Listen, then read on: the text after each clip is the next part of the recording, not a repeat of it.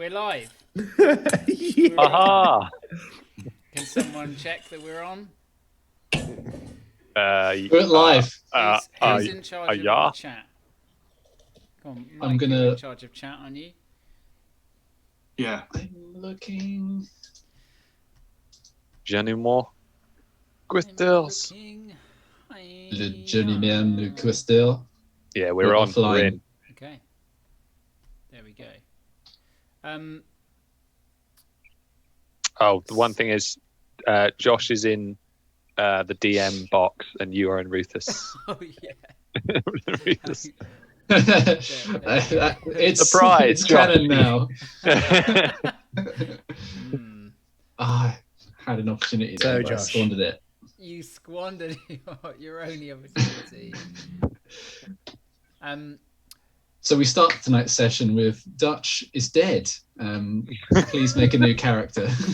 Josh, why don't you do the intro? The intro? You must know it by now, as in the catch up. No, the. We all do it a cappella.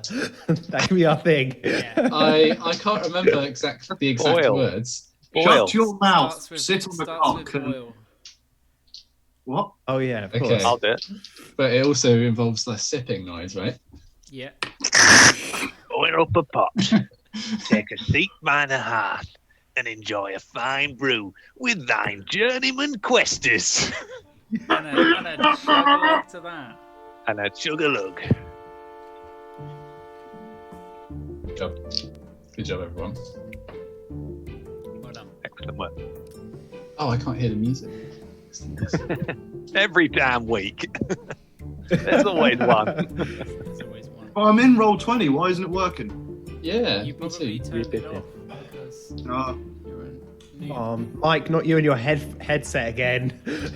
Mike The refusing constant to wear problems. Okay. It is not my way. Why would I wear headphones?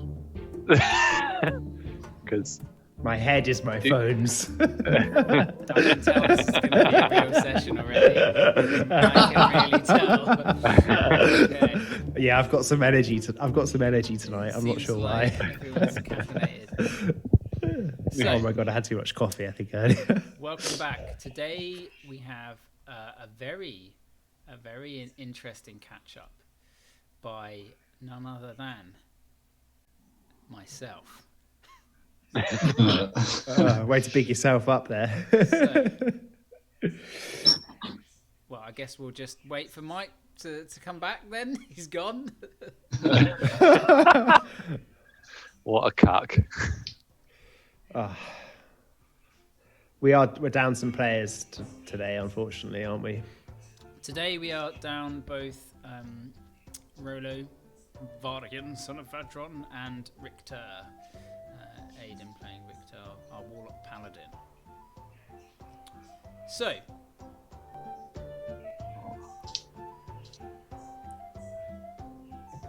So off swept the Gypsies in their misty forms, across the fields of flax towards a tower, a tor. A halfling called Heath they must convince to aid, hopefully, to aid them in their quest here in the Glinting province.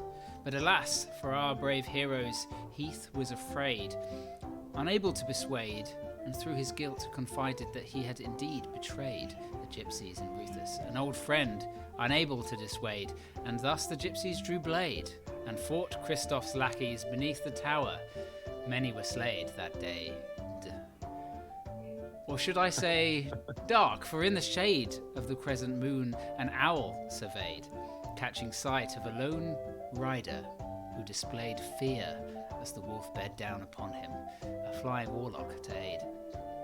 With some men captured, they began to persuade. Back within the building, Wolf was unyielding and seemed unlikely to talk, shielding his men and following procedure. So Rufus took a breather. He was after all no Grim Reaper. What had transpired here was inevitable and of course regrettable. How had his home changed. Was Christoph really that deranged, or perhaps he had simply grown?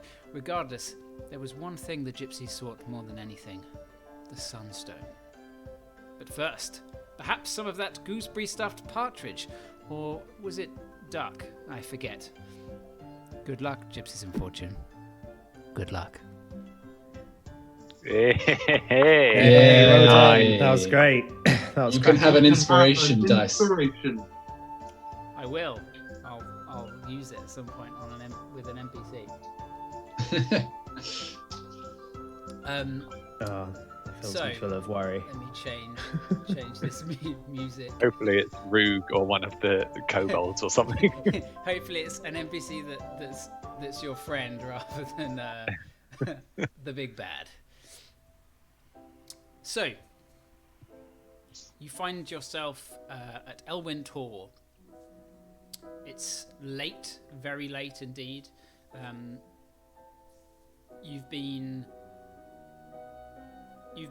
trying to get some information out of Wolf and the few survivors. There's 2 of the archers that survived that are very bloodied, along with the Lone Rider, one of the masked killers. You have tied up within the tower. And we ended with Ruthus and Heath Elwyn having a heart-to-heart conversation about their province and the future of these lands. And that is where we will pick up today's session.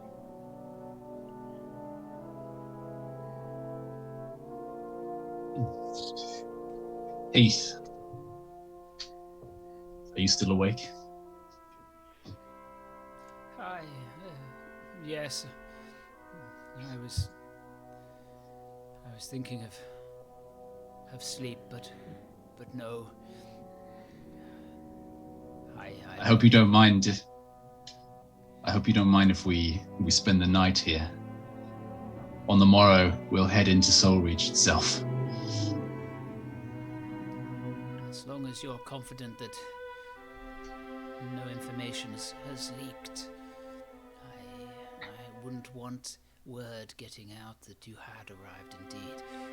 I also worry that the Wolf and his men perhaps had set up some kind of message system, in which perhaps if there was no message, that would also cause alarm. This is true. We've done what we can tonight, Heath. I can't be accountable for every eventuality. However, I trust my friends that they would have captured that last assassin who escaped. I trust that we can keep Wolf and the other 2 archers here as captives in the tower for the time being. We can.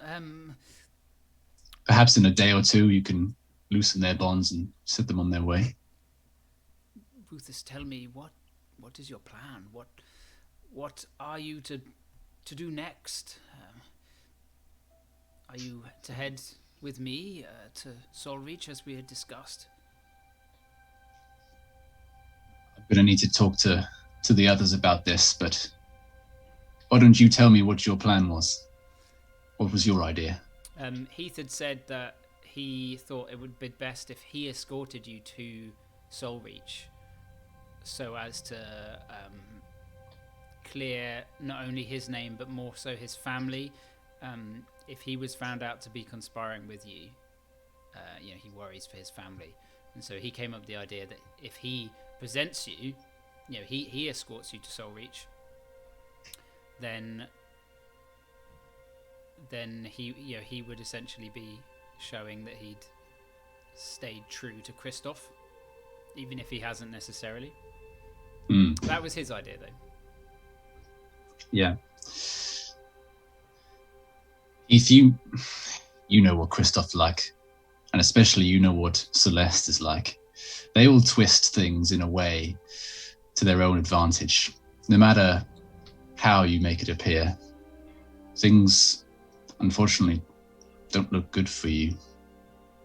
In my opinion, I think you should prepare to flee. Get out of the province. Make your way west.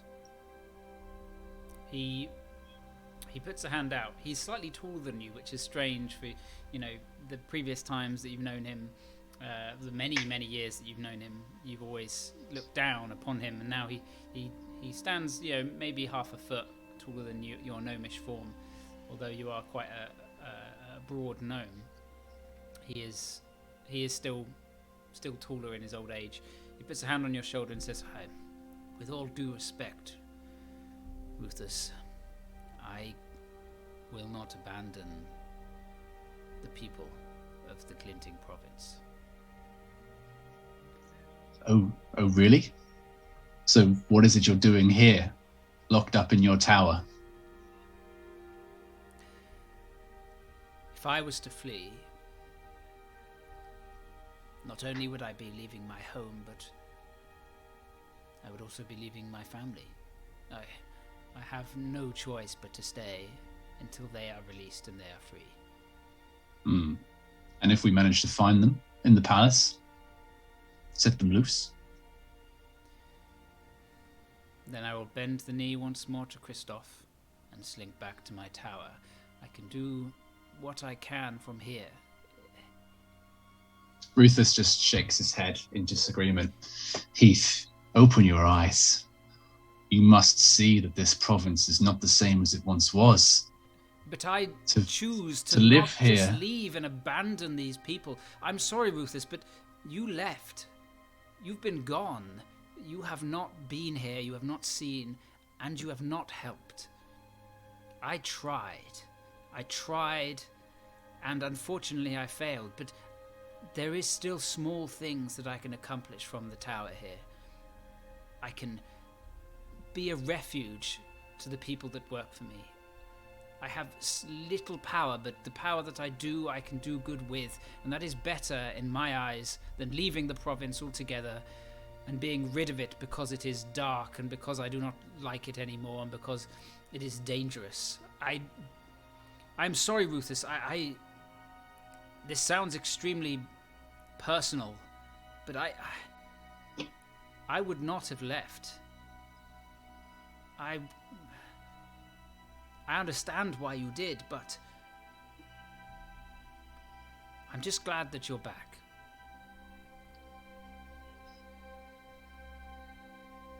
Those are true words, Heath. I understand that point of view as well. At the time, I felt like I had no choice, however. But here I am now, and perhaps I can make a difference while I'm here. As for tomorrow, I think it's best if we try and enter the city secretly. I think if we're seen, we'll immediately be taken. Perhaps if we can get in ourselves, then perhaps we can force Christoph's hand. Perhaps get him to meet us somewhere of our own choosing. This puts me in quite the predicament, Ruth. If I am not to escort you and show and be seen to have delivered you, then it is my family and my neck on the line. Unless there is some other way, I cannot. You have killed. It could easily be. These men. It could easily be said that we've taken you hostage tonight as well, and tried to force information out of you. It is less believable, but that's not bad. It's that could work. Christoph is unlikely to merely kill my family out of spite. He must abide by the laws of the land and by the Empire. As bloodthirsty and as conniving as he may seem, it is all essentially by the board. He can only do what he can within the laws, as much as he can shape and bend them. Even behind the scenes? Behind the scenes is a different matter.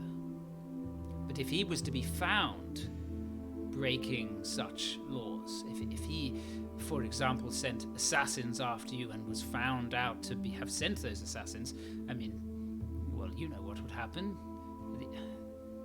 The Empire will not put up with that sort of behavior.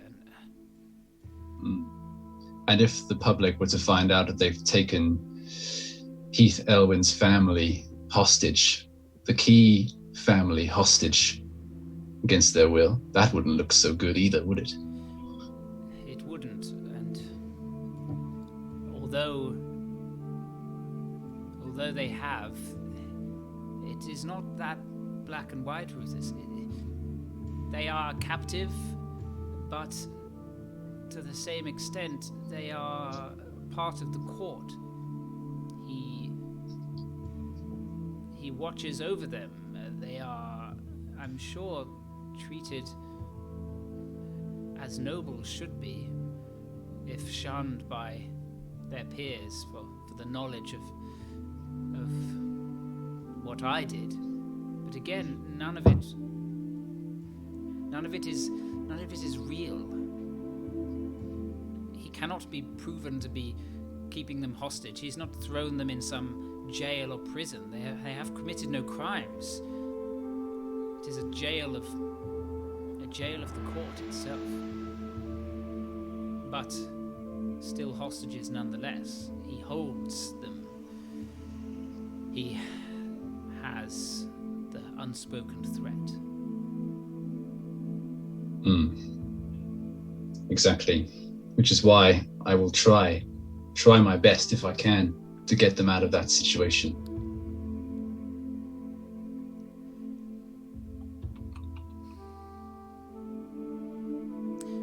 Luthus, my estate here and the workers that tend, they are good people.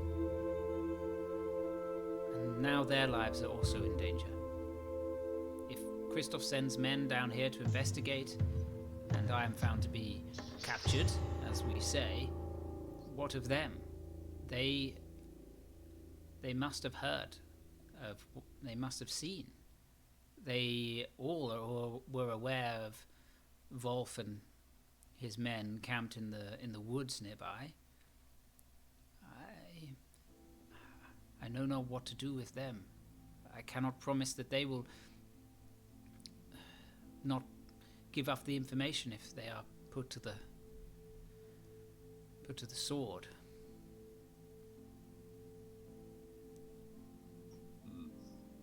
That is troubling, Heath. But to be honest with you, I don't know what to do either. We've made a mess here already, it would seem. And I'm not entirely sure how to get out of it. I'm not entirely sure if we'll even make it out of here alive once we enter Soul Reach. So, a coup then? I mean, blood has been spilled through this. It has begun now, whether you like it or not. You have started something. It is no longer some simple meeting if they know what you have already done.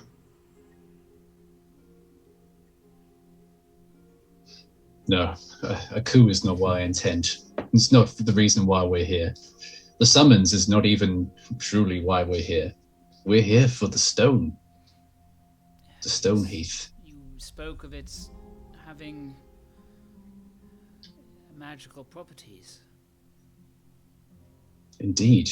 And as the keeper of histories. You relayed to him. Did you relate to him all the I feel like you did right at the end of last session. Yeah, we did, yeah. It is Heath. My goodness, I can't believe none of us ever knew. The Glinting province has always lacked a knowledge in the arcane. I guess that's why we've been oblivious. Right. Do you remember where it came from in the first place? The stories of its origin. There are texts in the archive to its finding. It was a if I remember correctly, a spoil of war from the west.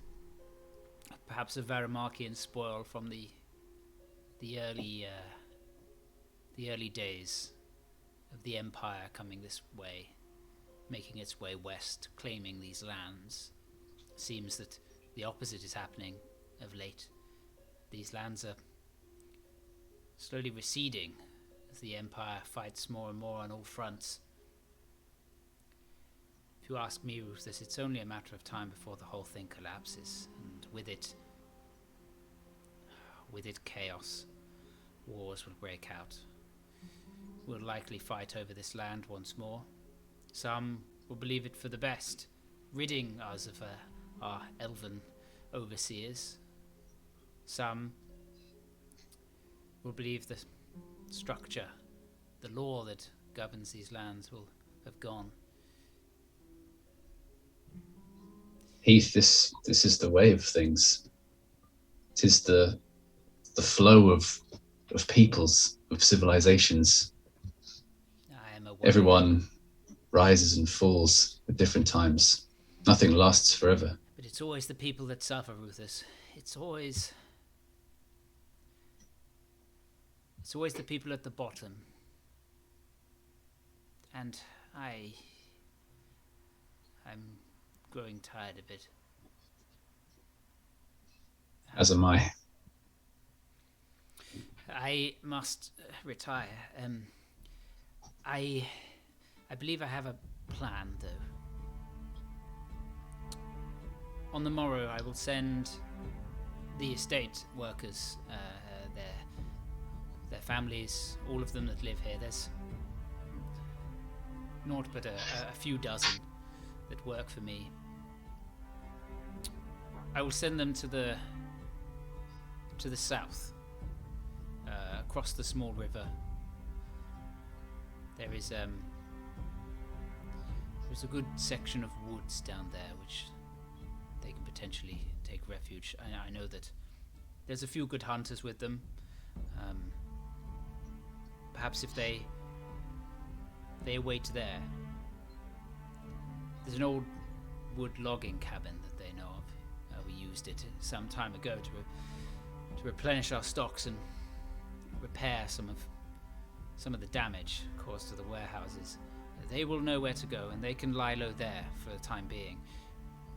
I cannot promise whether they will be able to cover their tracks, but perhaps we will clean up here, or make it look like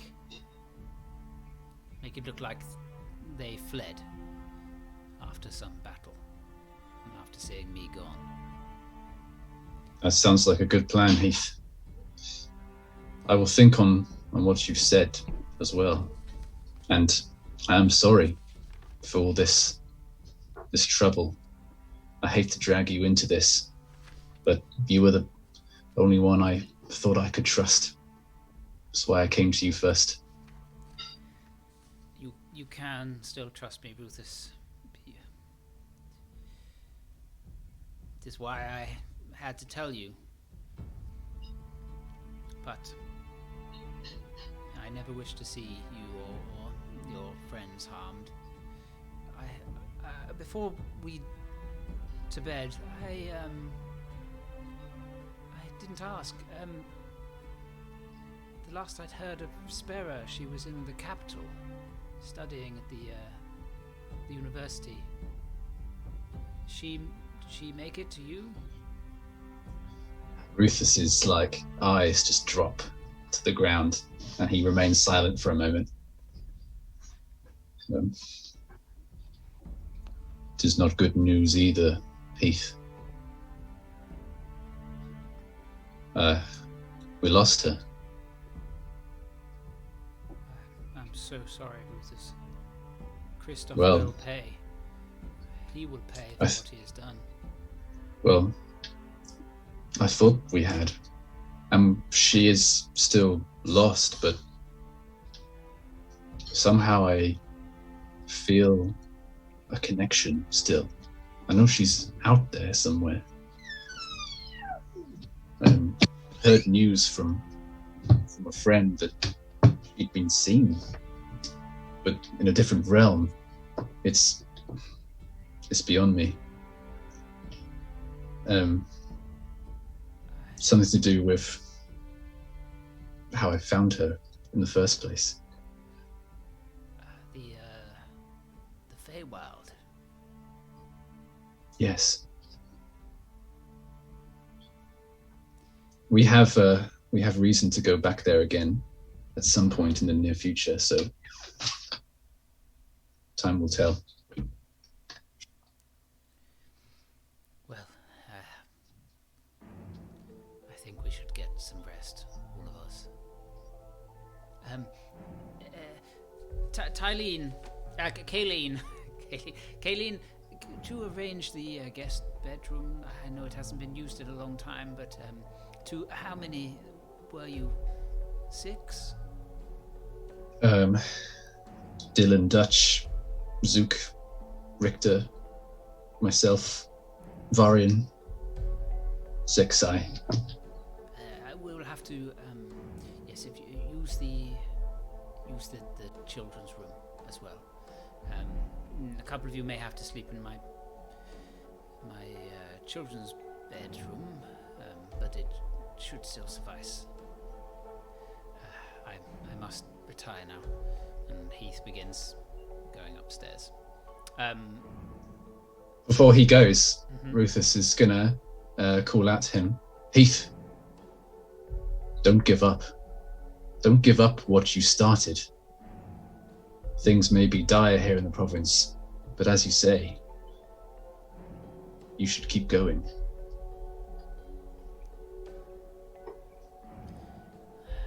There are worse places, Rufus. It is bad here, but it's worse many other places. He continues up the stairs.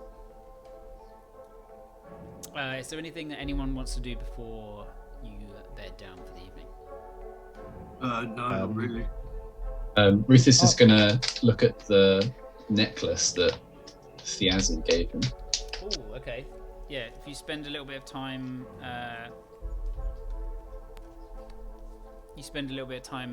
looking at it and studying it. It's like a wooden beaded necklace with this kind of a larger carved wooden symbol on the bottom. Roll me. Did I get you to roll a d4 when you got this, or did I not? Okay, roll me a d4. It's a 3. It's a 3.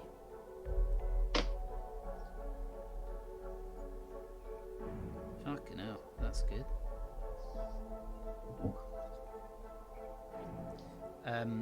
These are the beads of hope. Ooh. Beads. That is really, really good. What, James? The other ones are okay. The number 3 that you just rolled is fucking nuts. Big shout out to James Gifford's magical items. Big shout out. Big shout James out. Gifford's magical James items. G. Ooh. That handsome man. So these are the beads of hope. They require attunement. And once the power within these beads is used, the necklace becomes... Oh, no, sorry. No, it doesn't require attunement because it's like a consumable. Once the power within these beads is used, the necklace becomes a mundane necklace. So your beads of hope, the wearer gains advantage on 3 saves of their choice. Sweet. Cool. Yeah, and then once I've used them, it's just regular old beads. It's a cool necklace, yeah. Regular butt beads. Sweet, nice. So did we skip Richter and Draug getting back from capturing the final? You were like on your way back when they were having that final conversation. Okay. Oh, so we've made our way back. Yeah. Okay. I'd just like to approach Dutch and go, "Oh, I forgot when we were in Ungmiri, I made you a little treat." And I pull out the potion that has a little red dot floating in the middle of the bottle, and it's like expanding and contracting. Something to make you bigger. Do I recognise that from seeing one before? It's exactly the same as your previous potion of growth. Got Viagra written on the side. I love you, Sue. Thank you so much, mate. This is properly amazing. I haven't got any money or nothing, but yeah, thank you. You know I don't value that, Dutch. Just make sure you use it at the optimal moment. They're not easy to craft. I had to use some help. No, thank you. They must be worth quite a lot, no? Don't say... We don't want any prying eyes. Keep it stowed somewhere safe. You're prying eyes like me and my brother. I doubt he's going to nick anything off me. Dylan, you learned that last time, didn't you? Not to keep nicking shit off your brother. Yeah, no, Luke. Dutch, that's things that you know of. You fucking what? You what? That was such a Phil Mitchell moment. Yeah. Just sending you I just sent you a picture of the blessing beads. Before we bed down, it might be wise to consider taking watches through the night. You have prisoners. Are we sure we've exhausted all manners of extracting information? Dutch, No. I feel like you could maybe I try could and get give something them out the of them. old one too with the dragon claw. Says Varyan. What does Much blood has been spilt this night. what I'd does be reluctant doesn't to- Starion have a spell? What kind of spell? I don't know. Never mind. Carry on. Varian, you said something about making people do what you wanted, but it's never really come to fruition. Gus. Gaius. That's the one. One of them. Yes. Perhaps that could work. It could. Allow me. And Varian strides into the room, pulls a stool up, sits on it like right in front of Wolf, and just starts staring at him and muttering something in Draconic. For 10 minutes. I think it's a minute. Yeah, it's a minute. It's a great spell if it works. So essentially, he can program someone to, as long as if they fail their wisdom save, it's literally like you can get them to do something, a task, within the next 30 days. You can like program something into them, like a sleep. Oh my agent. god, we could make our fucking Zoolander like a sleeper agent. So That's nuts. it carries out some service or refrain from some actions or course of activity as you decide. If the creature can understand you, it must succeed wisdom save. Blah blah blah. If it doesn't do the thing that you're telling it to do, it takes loads of psychic damage. They're like forced into doing something over the next 30 days. Excellent. Can't we just? Gosh. We could make him kill Christoph. Yeah, you could. We could just make him walk up behind him and It's really put a Oh. fucking it's really spike in the fun. back of his head. Maybe we can get him to like go and find Talura or something, Or and Or we- like guide them out of the city or like something. yeah, I mean, we could use it for information as well. Also, this guy is like someone close to Christoph, possibly, so we might want to use him to. How Rufus, many- You don't know what his sort of relationship is with Christopher or anything, but he's like an officer now, so he's obviously in charge of like some militia, but you doubt very much that he's like Yeah, he's not like close with Christoph or anything. you trained him, you know, he's a noble. He probably is like in the court and to an extent, but he's a military younger nobleman. It might be what if we go much more low key with this? We could simply get him to remain here at the estate and ensure that neither him or his fellows try to escape. I'm concerned that once we leave this place, they might be able to find a way to get out. Can we get information as well? Could we ask him to tell us what the situation is in Soul Reach?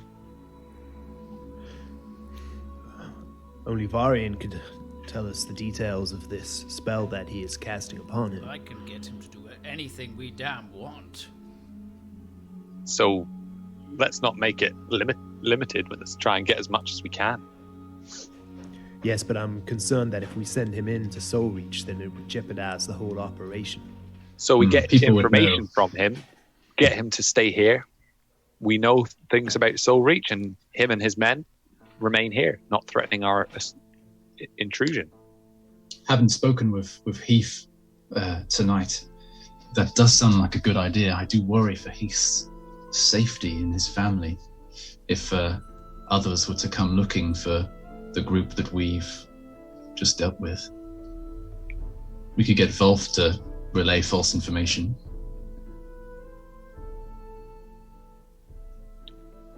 Possibly. It really is up to you, Ruthus. I think you know the city. This is your home. What would be most beneficial?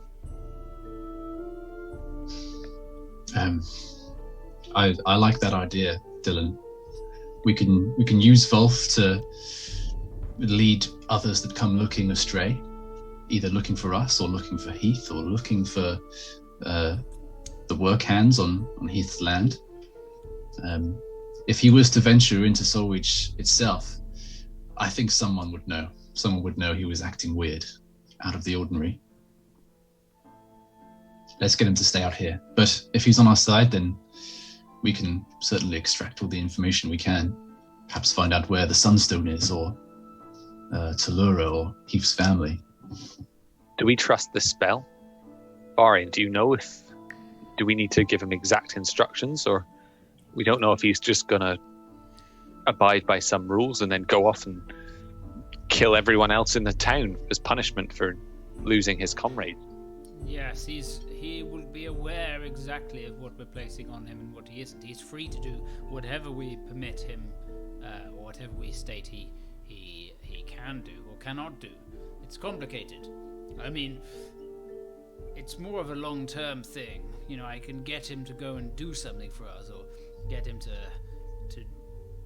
do a few various tasks, but I don't think it can be overly complicated, and the more complicated we make it, the more difficult it will be. At any Well, if point, we he use can, at any point, he can choose to not do what we're wanting him to do. He doesn't have to follow us, but that will come at a cost to his own mind. Perhaps information is the best answer here, then. If there is this much risk, then why should we take it? This is true. And Varian, we're able to use this spell to pry information from him.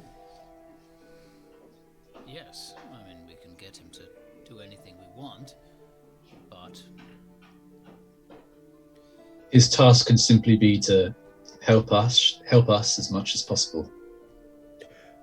What if we used him, unless Ruthus, I do not know what it is that you intend to do when we get to Soul Reach. But do you know if there are any secret ways into the city? Or perhaps Volf knows of them, and we could use him in this way. We could bring him with us. Do I? DM?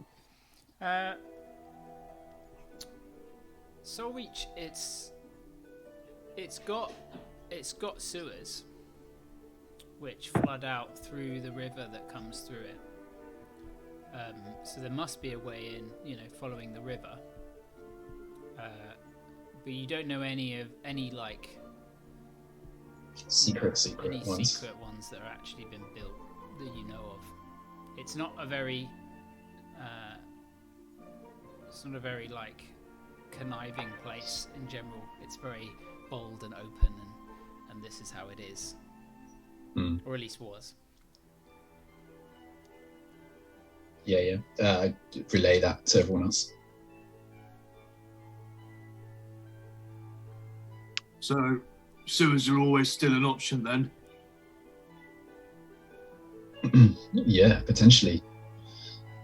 May require some underwater breathing, but it's one way in. Otherwise, we just try to make our way through the gates incognito. Well, In this could be terms the of- task for Wolf.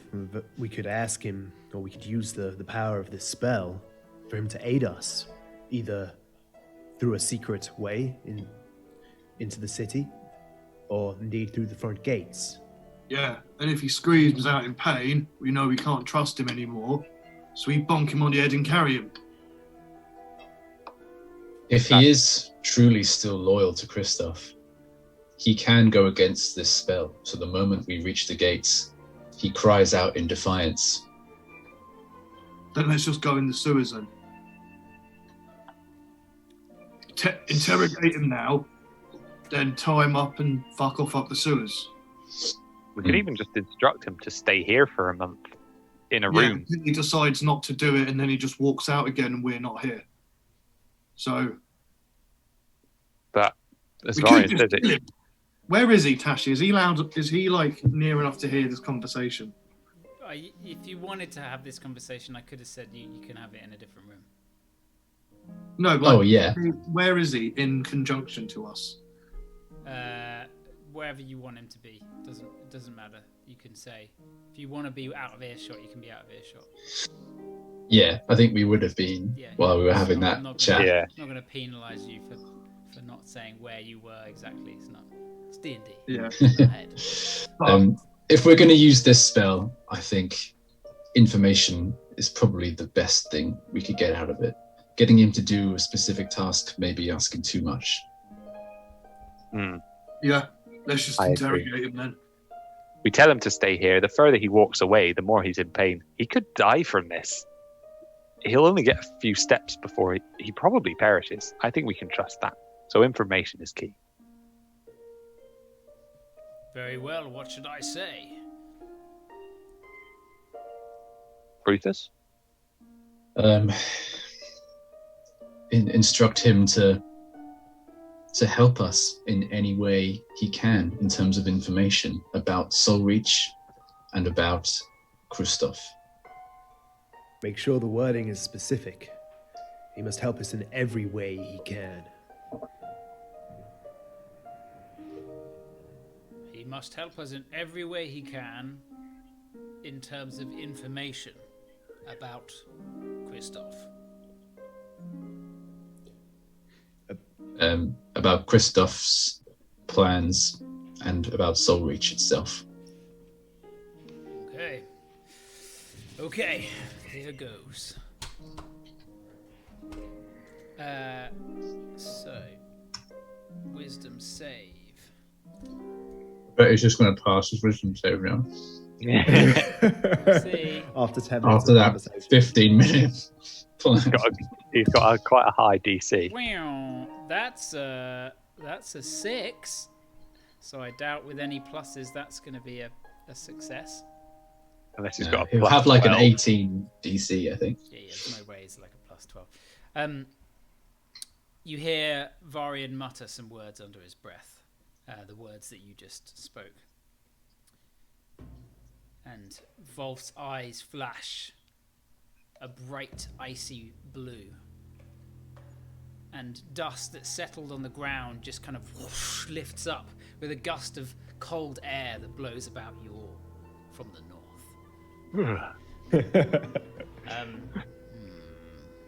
I think it's worked. By Bahamut's wings, it's worked. Is this the first time he's used this successfully? It's when he's not here as well. Wolf looks up, sort of at you.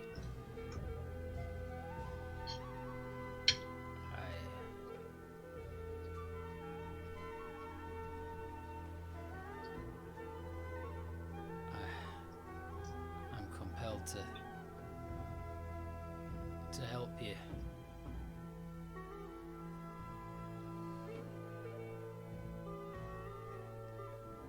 I won't betray my... And he just like grabs his head. He's not aware that it's going to hurt him, so he's got to test it first. Right.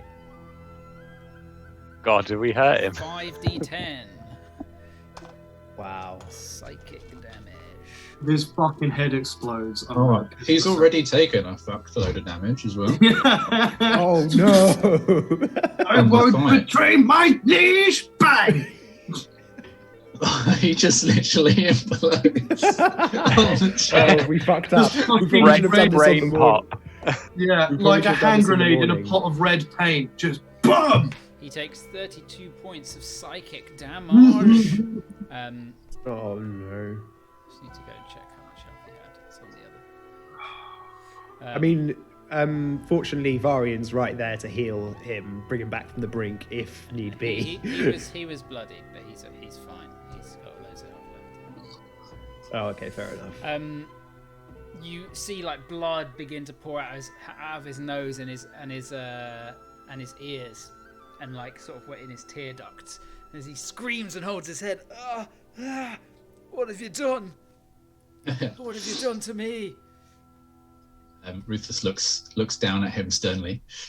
I hate to do this, Wolf, but you've left us with no other choice. Please help us. I don't want you to die.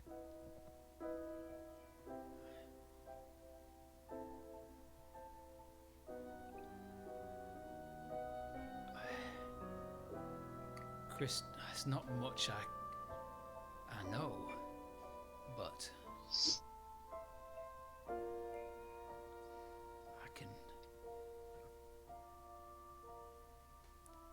Then he kind of like Anything. blinks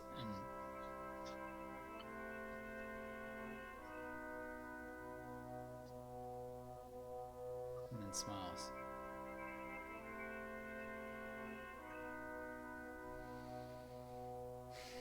He takes a big, deep breath and a sigh and closes his eyes with a slight smile on his face.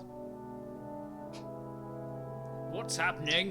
Why isn't he... What's going on? Is not talking the same as refusing to help? Because he's got 30 days to help you. Okay, then I'm gonna big out the big fucking green. But he doesn't know that. No, but he's figured out that by not saying anything isn't hurting him. Oh. I'd like to cast fucking command. Yep. What are you going to say? It's a one word. Speak. Talk. It needs to make a wisdom saving throw. What's your save? Can I use what? What do you mean? For command? Yeah. This is so fucked. I don't know. It will be. It's 10 plus. No, it's 8 plus your whiz plus your proficiency. So it's 4 plus my proficiency. No, it's 5 plus my proficiency. What? In my proficiency in what? No, proficiency Just bonus, your which is proficiency. 5 for your level, I think. Okay. Yeah, it's 5. So it's what overall 10. Yeah. Yeah, no, he passed that. You shout, speak. He doesn't.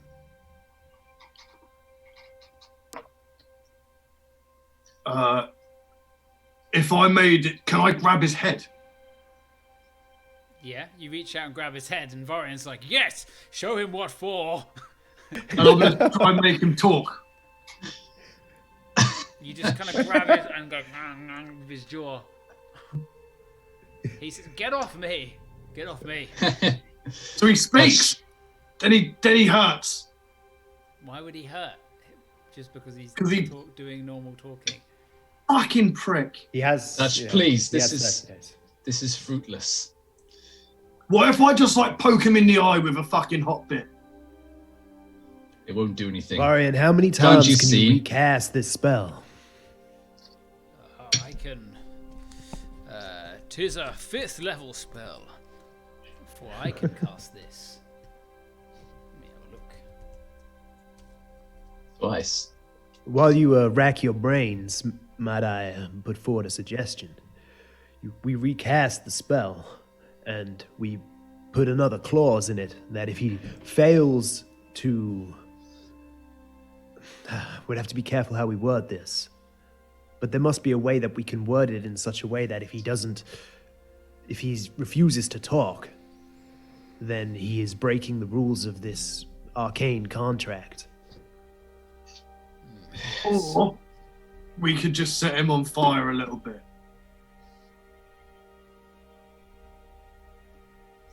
I think this is too much. We're straying into something dishonorable here. The man is yielded. I think you are the He's voice yielded. of reason, Rufus. And he's stubborn. And I give him that he's loyal. I prize that in someone. Let him be. He'll Then we be should here just for the make- next 30 days at least. We should make sure that their bonds are tight. Am I to be confined to this tower for the next month? You will.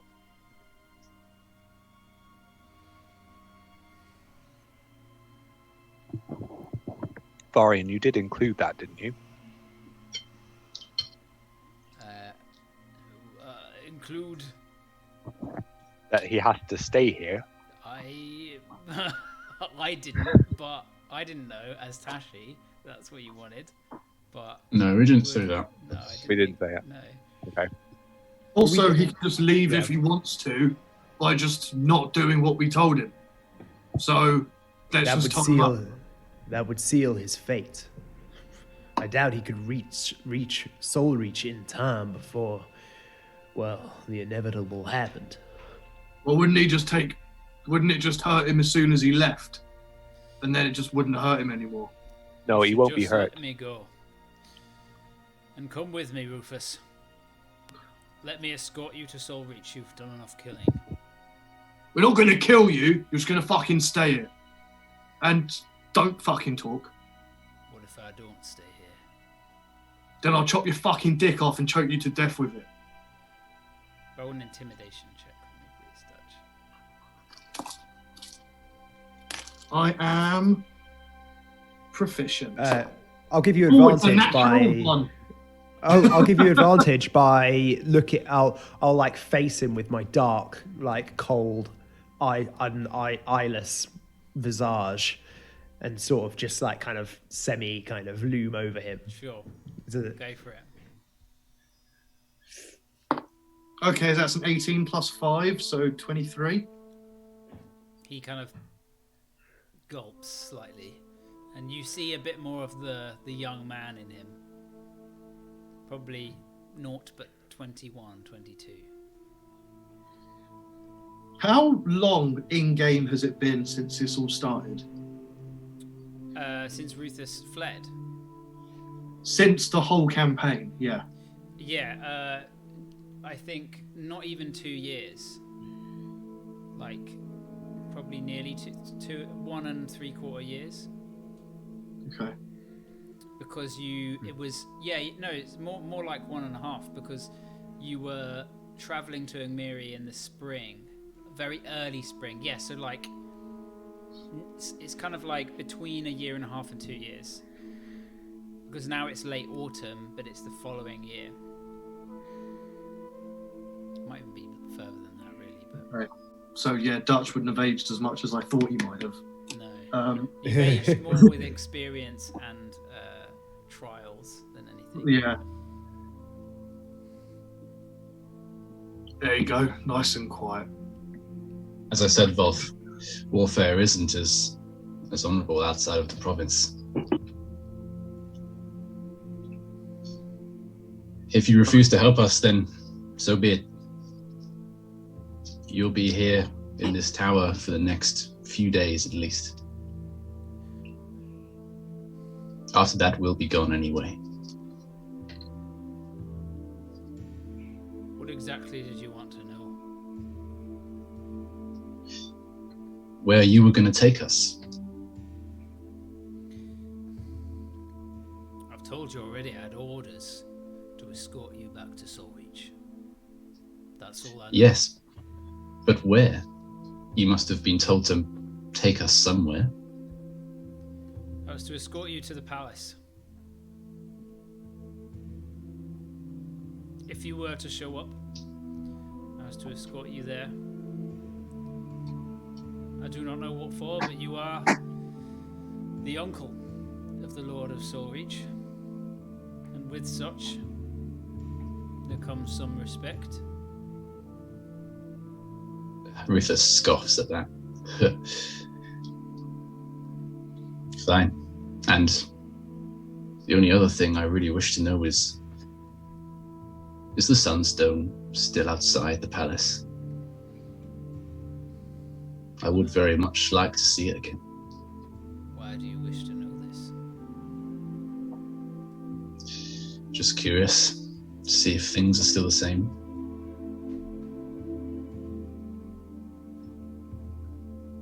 It is. Does he look like he's telling the truth? Roll me a insight check. I got a natural 18 plus 5. 23. Yeah, seems like he's telling the truth. I'd Good. like to whisper in Rufus's ear. And Rufus, why not ask him what it is that Kristoff wants with you?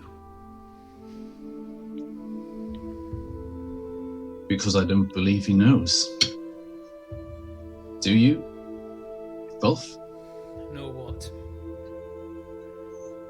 Do you know what Kristoff intends to do with us, with me? If I did, I wouldn't tell you. And he braces for his brain, but nothing happens. What? I'm getting confused with my spell. I think it only works on him once a day. If he goes against your wishes, it only hurts him that once, and then tomorrow So, it'll hurt him again. do you want to go upstairs and read your good book for a bit, and That's quite worrying. back in Yeah. touch with your god too? Meta-wise, if he goes against what you say, he takes 5d10 psychic damage, but then that's it for the rest of the day. Even if he breaks it again, he doesn't take any more damage. I thought so. He can break it. So Gaius is good, but if someone can take that much damage, that they can essentially take that damage, and then it's like they've broken it for the day. That's Okay, kind of cool. I'm done with this guy. He's not going to tell us anything. Before we leave, are we going to just make sure they're super, their bonds are really tight? Is there a cellar we can put them in? Somewhere really secure? There we is a can wine bolt it? cellar that's available, although I imagine you'll do this in the morning, or you could do it now before you bed. Definitely I'd now. like to make sure they're Definitely tight now. before sleep. Yeah. Maybe find a chain or something so it's not rope, so they actually can't break it. Yeah, we could chain them all together, chain them to the You've wall. got chain, but it's unlikely you'll find chain in a noble's tower. I mean, we've got loads of rope as well. Yeah. If we really we've want to, I've got some grappling hooks, so we could hang them up from their back skin on the walls. Roll me No. whoever's participating, roll me a survival check. I am proficient in survival. So you Does can anyone help want to someone lend else. me a hand? I could help him. I'm also proficient. I can help. Yeah, you can only help someone if you're proficient. Oh, okay. Yeah, shall I give it a go? Yeah. go for it. Now, don't forget to do the oxbow loop now, and then Okay. Okay. So that will be a 19. You put them down in the wine cellar, maybe snatching a couple bottles on your way out. At least Varian does. A fine vintage, but Empire. But he still takes it. You tie them to some of the beams down there, and you bar the cellar entrance on your way out. I'm going to check while I'm in there, just from being used to breaking and entering houses, is there a coal chute or shuttle on the side? There'll be another way for them to get out. No, it's like interior cellar. Okay, good. So anything else before you're going to bed? I'd like to wait until Zook leaves the cellar, and Okay. if Dutch is still with me, I'll grab him by the arm. And this is really funny. I'm just going to tell you, I just opened my couch sheet for the first time this evening, looked down at my inventory. I literally have an item called Truth Serum.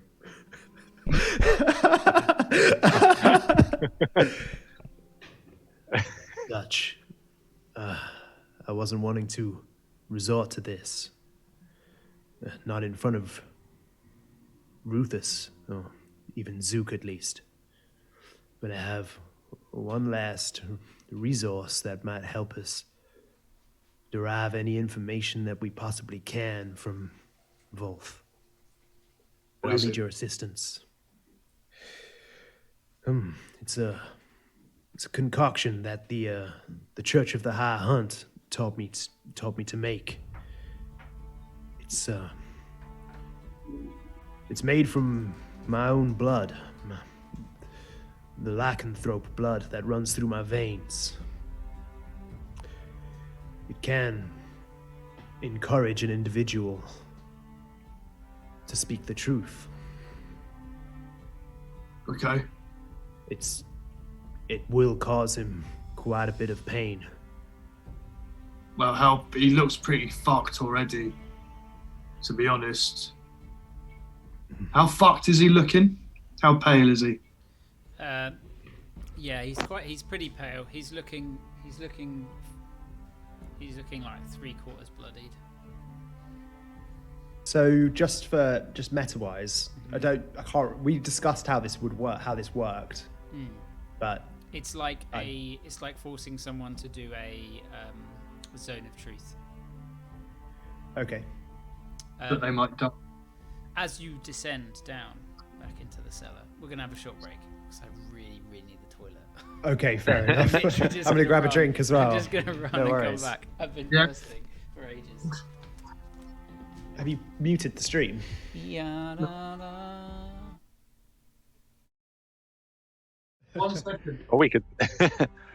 Viewers can watch us scheming. So, guys, what do you want? How do you want to do this? How do you want to do this? Because I can't remember how the zone of truth works. I think you roll a save, and if you fail, you have to tell the truth. That you can't lie. It's annoying because an intelligent person, I think, can work around it. They can be like, well, I'm just not going to speak. I think they can just choose not to speak. Yeah, avoid answering questions. Same. He'll just do the same. Or in just that avoid case. it.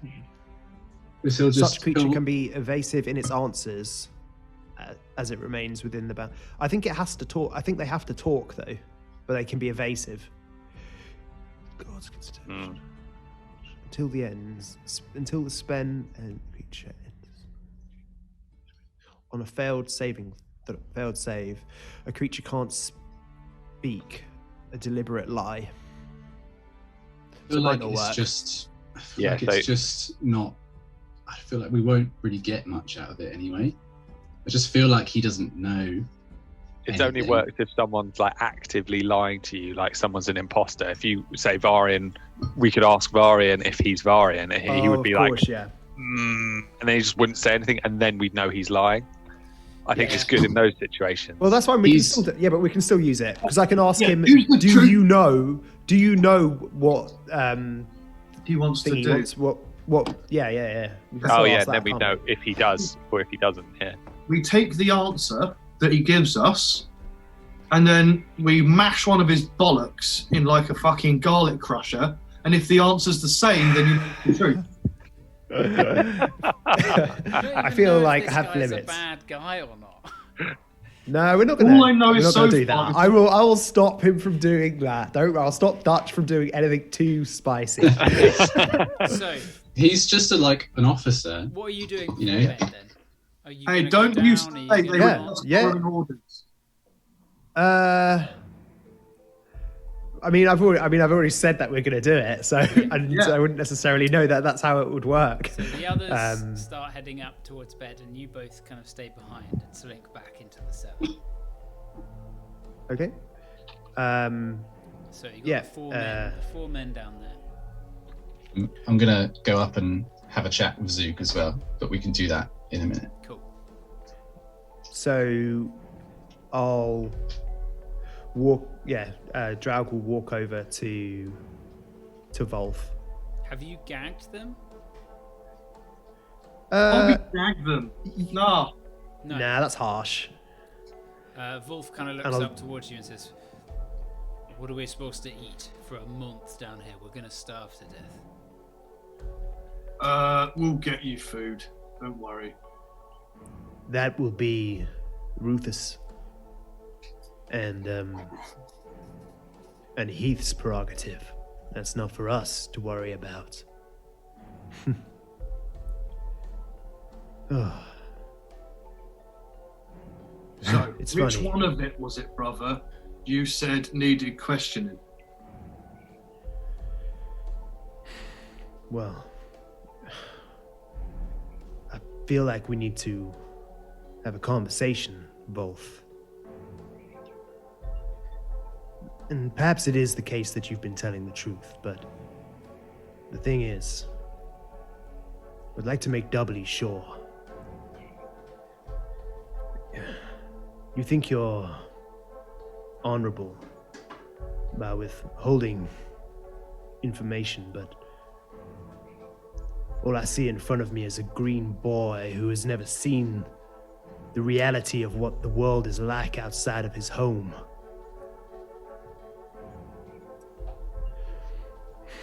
Whether or not what you have to say will make any difference, who knows? And with that, I'll just roll up his sleeve and start tourniqueting off his arm. Oh, for fuck's sake! Start struggling a bit. What are you doing? Don't worry. There'll be no permanent damage.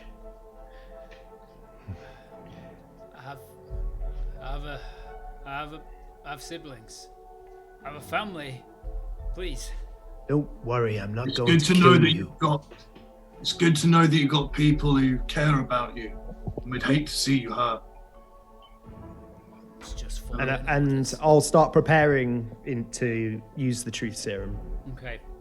As he's doing that, I'd be like, there have been a lot of atrocities committed by people who were just following orders. So choose who you listen to. You inject the serum into his bloodstream, and immediately his arm begins to kind of like tense and convulse. What is this? And he starts sort of tensing in his chair, gripping the edge. And eventually the convulsions fade. And you assume it's taken effect. Now, were you speaking the truth? Do you truly not know what Kristoff's intentions are with Rufus?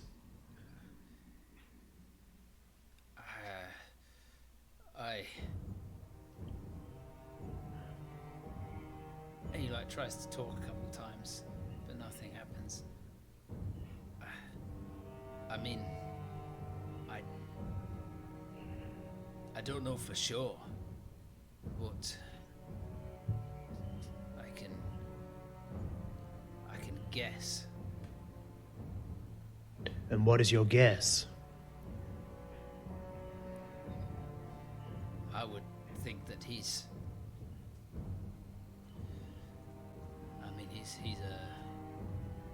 his uncle. He's likely a threat. So we'd have him killed. I don't know that. Would you assume that? No. No, I wouldn't. What would you think he'd do? Would he send to march on Igmiri, spread his dominion, or just run Rufus out and make sure he never comes back? I don't know why I'd invite him if he wanted to run him out. I imagine it's to do with his own sense of pride, perhaps. He wants to embarrass him. To have a true show of strength over his uncle. Perhaps. I'm only speculating. I'm You must gonna. be speaking the Is he truth. tied to a beam? Yeah, I said chair, but he's on the ground tied to the beam. Is it a square or a round beam? It's a square beam. I'd like to just wind up a haymaker and punch the flat of the beam that would be like behind his head, and just let him feel that.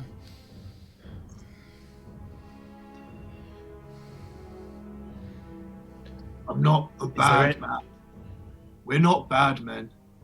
Some of us have done bad things, and we will do them again. So just tell us what you know. I have.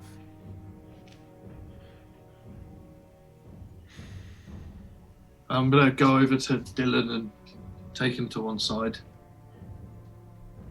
So I don't think he knows anything else, brother. Like I said, it's good to make sure. But I agree with you. We've done what we can here. Right. Have you got a water skin on you? I toss you a water skin. Open it and make sure it's got water in it and not like fucking vodka or some shit. It's water. Because my water skin's full of rum, so that's fine. I'm going to take it over to Wolf and feed him some water and be like, we're not going to really let you die or castrate you. We're just trying to look out for Rufus. You'd do the same for your lord. Probably worse for Christoph, wouldn't you? He shrugs. Yeah, all right, I'll see you in the morning. We'll bring down some bread. Meanwhile, Rufus and Zook, you wanted to have a conversation? Yeah, I wanted to, like, after we come back up, kind of like find Zook and like have a chat with him. Maybe like in the doorway of the house, looking out into the courtyard where we had the fight. Okay. Zook, what you said yesterday at the top of High Canopy in the bath, in the pool. Being back here in the province, I'm finding it hard. I feel that tear, like we spoke of, in the back of my mind, saying that it's all pointless and I shouldn't worry so much. So I shouldn't care so much about regulations and what's right in the order of things. But being back here, it's hard. I find myself wanting to do things, wanting to hurt people for revenge. I think what you should understand is that you feel like you're torn between what you've learnt about the world and how it's all connected and how minute we all are. And yes, if we look at the stump and the stem of the tree and the tree in its entirety, the world, we do feel small.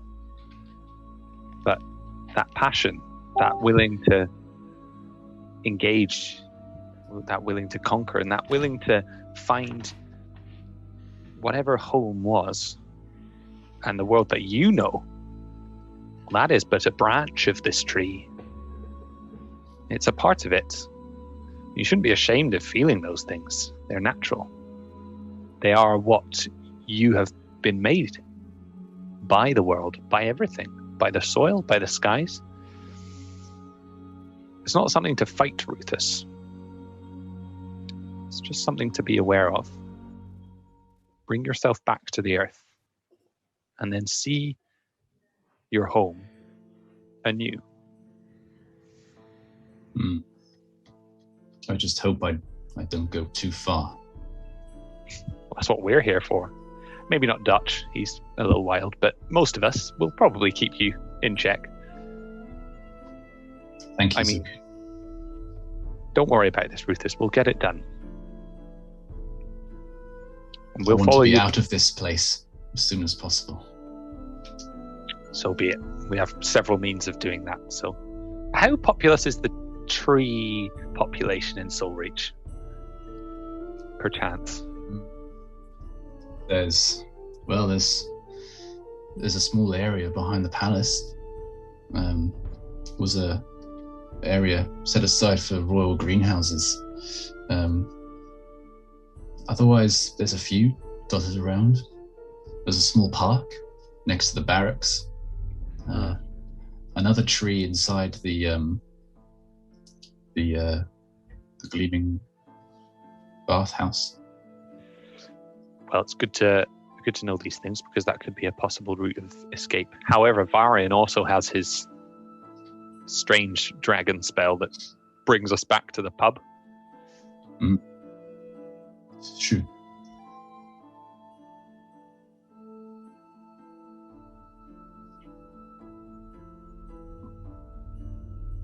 Oh, it's okay. I'll just make sure I'm ready. Honestly, can't get the clerics these days. And with that, Rufus will finally make his way to somewhere to sleep. One last thing.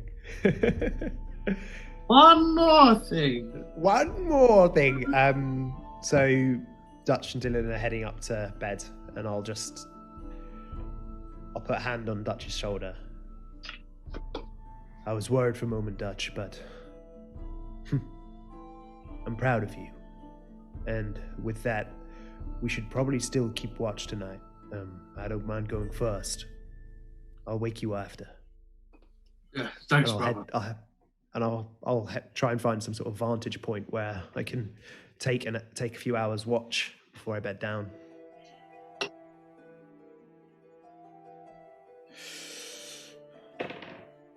Ooh, natural 20. Oh, So what is that, like 103?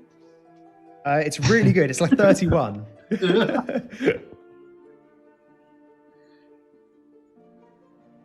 I was gonna say I was gonna sort of use Ook, like I was gonna sort of like do both, like sort of have him flying around as sort of an extra pair of eyes. I just thought when he's using Ook to scout, does he have to be in Zook, or can he just send Zook off to do it? I'm not doing shit for him. No, Ook. Ook, the bird. Ook. Ook can do it independently, but I can also just look through his So eyes. when I'm taking over watch after you, can Ook be keeping watch and just come and annoy me when something's wrong? Yeah, technically. Yeah, so then it uses his perception, not mine.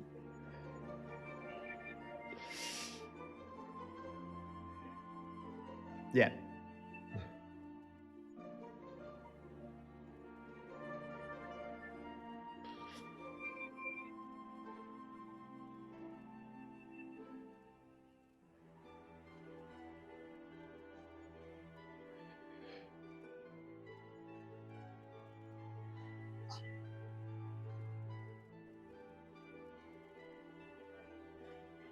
Oh, fuck. All right, I'm going to do this. I'm going to try and do it live on. So if anything good happens, right, it is an 18 though. Look, there you go. That's a Still 6. can't see it. Fuck's sake, a 16. So a 14.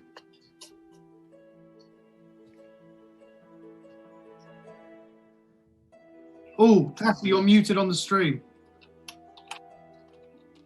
Oh. Oh yeah, I was. That was weird. Who said? Chris Giard. Oh, Chris, nice. Oh, Chris is watching. Hey, Chris. Yeah, I've been chatting to him for ages. Hey. He's been watching since he's made dinner. Put your What dinner up? in the chat. Oh yeah, Chris. Dinner's in the chat. Dinner's in the chat. Dinner's in the I'm chat. having Marmite Something. pasta this evening. Yummy. Ooh. Oh yeah, that's a spicy dish. Chef's kiss. It's Curry and actually, chips. it's Marmite pasta, but it's really fancy, like pasta. Yeah. Oh. And the pastas themselves are very fancy. Your watch goes by uneventful, and eventually the morning comes round. You can full rest, mark your full rest down, Fab. and you awake the next day, bright and early. Heath is already up, and he's kind of like he took a trip down to sort of the workers' Memory houses and informing them of what the plan was, and they're kind of packing up their things, ready for potentially a stay in the woods for a while. So, Gypsies, what's your plan for the day? I'm going to gather everyone around once we've got all our shit ready. We're ready to go. Gypsies, I've been thinking overnight of how we should approach this, and I think we should try and enter the city as quietly and discreetly as possible. No matter what's going on here with Christoph and myself and this summons, it's not important. What's important is the Sunstone. We're here for that more than anything. We need not forget Bren is still out there, collecting the rest of them as we speak. So I say we head in quietly. Wolf did say it's still in front of the palace, which is good. We don't need to look for it elsewhere. And in terms of the summons, I think we should make our way to the Sunstone, and then once we're there, make ourselves known in a big way. So And they force- have to come to us. Indeed, force Christoph to come and meet us outside. Just so we have some kind of leverage. That's sensible. So we're not trapped. Yeah. Rufus, are you wishing to claim the Sunstone in the similar way that me and Brother Draug and Richter have also done? Someone has to do it. Because If not me, then someone else. I mean, it is in his home. I mean, I believe you are the right man for it course, to be without a bestowed doubt. upon. I'm saying that I may have a means to cover up the fact that we have taken the stone for a bit of time, 10 days in fact. If it would be sensible to do so, I can do that. You can take the stone, and no one would be any the wiser. Yeah, obviously don't take the stone once we've made ourselves known. You know, wait till it's like nighttime, then nick it. Well, I was thinking, you touch the stone. These things happen in an instant. It is but a matter of seconds between when you touch the stone and when you claim the stone. It could be in your possession before they even know that it's gone. And the fact that it's gone would be masked by the fact that I can spin an illusion so real that no one will know the difference. It would cover the entire event of it shattering and reforming. It could do if I cast it before you touched it. It could be advantageous. Definitely. Yeah. I think keep an eye out, and as soon as you see someone touch it, then go for it. I shall. I have some suggestions when we arrive, Soulreach. I was thinking that perhaps we should enter the city separately, in small groups, make our way to the Sunstone. Myself and Dutch can pass relatively unnoticed. but we could cover your backs, those of you who are walking more freely. I like it. Must. And Rufus gives you the city map that we've got. Perhaps you should take this then. Oh, nice. Can I just You say, think this that- morning, Dutch is looking visibly larger than the day before. Oh, you didn't drink that potion last night, did you? I told you to save it. No, I just had a really good night's sleep. That's all, Zook. Oh, well, maybe my potion's not needed. You just need some rest. Just so we all know, I count as being large now. Hey. Furthermore, Which is a beast. apologies, something else just struck me. Rufus is going to be the most known face about Soul Reach. What if I was to make him unseen, invisible? That'd be good, obviously. That's the best idea then- we've had. Make the fucking invisible one, yeah. Yeah, perhaps until we reach the Sunstone, then I can reveal myself once we get there. And then we split ourselves into two smaller groups. Yeah. Those of us that can, changing our appearance, changing our face. Tashi, does Rufus know which one of these gates is the more quiet gate? Raven's Gate or Saloon's Gate? Probably Saloon's Gate. It's the quietest of the three. Radiant's Gate is the definitely one of the most busy, and Raven's Gate gets used a lot because the river's really close there. But yeah, you would assume Saloon's Gate. Okay, yeah, I'll relay it to the others. And then pointing at the map, like, obviously there are the ways in through the rivers, like the canals that have been dug from the river, but they are also gated. Yep. I might go in via the air. Perhaps if I was some kind of bird, I could keep an eye out from the skies. And also, I do float, so it doesn't matter if I am a halfling. It just looks strange. Will draw attention. I must warn you, Zook, the province is a lot more susceptible to strange things. We don't get a lot of magic here. That's what I mean, though. I think a raven's going to go unnoticed. A floating halfling might draw the eye. I see what you're saying. Or perhaps something smaller. A shrew! A shrew smaller than a bird. I was going to say a sparrow or the like, or something, a small bird, flying creature. Whatever. I don't know. Anything that's common to the land. Take your pick. Anything that will go unsuspectingly. So it's agreed. We'll make our way into the city, reach the Sunstone, and from there make ourselves known. As for the gathering, if you can call it that, I still don't know what to expect. I assume either some kind of imprisonment or some kind of public humiliation. But either way, once we've got the Sunstone, we should make our move. Get out of here.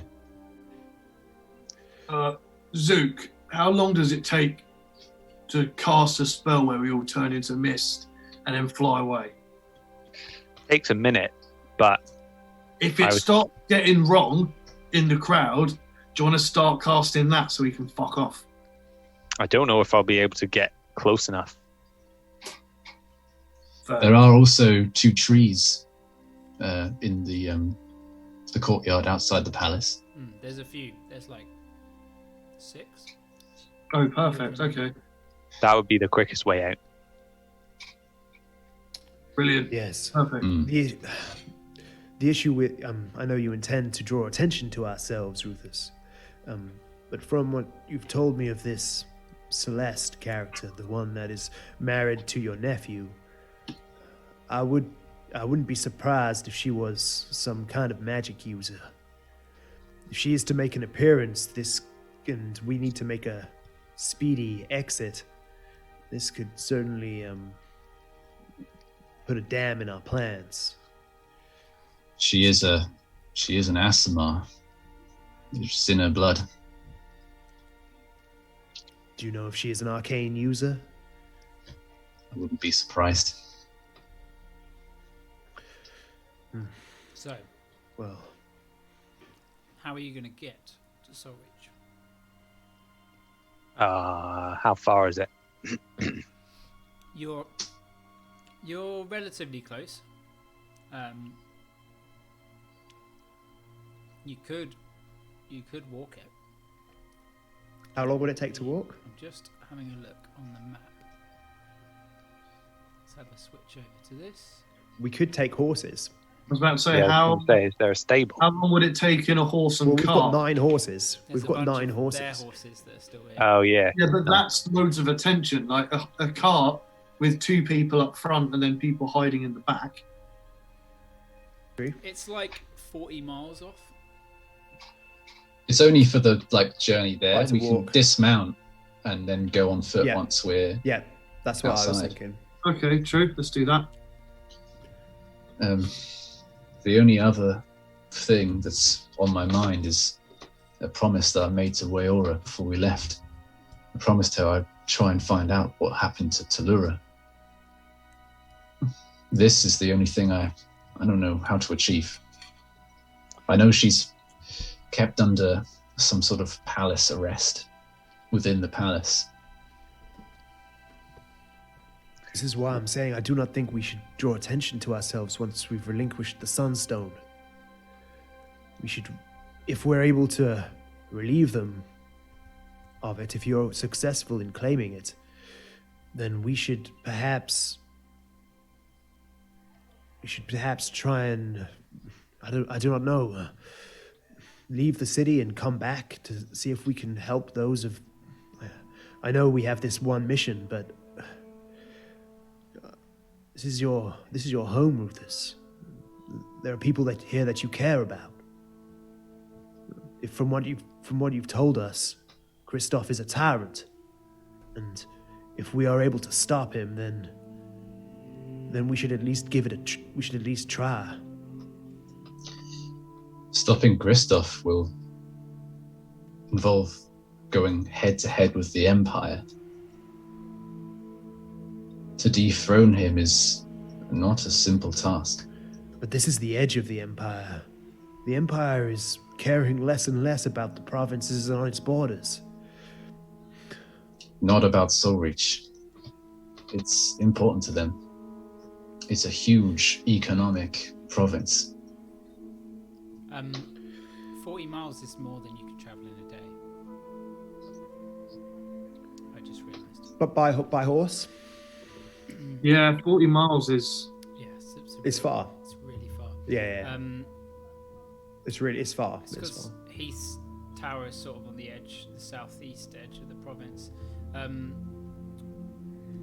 You could push it and push your horses, but it would require some constitution saves. Would it take longer than a day if we pushed the horses? If it would still take It would longer. take like 12 hours of riding. Zook, how much would it tap your abilities if we were to fly to Soulreach? Well, it means I can get us into Soulreach. I can cast the illusion, and then we're stuck there.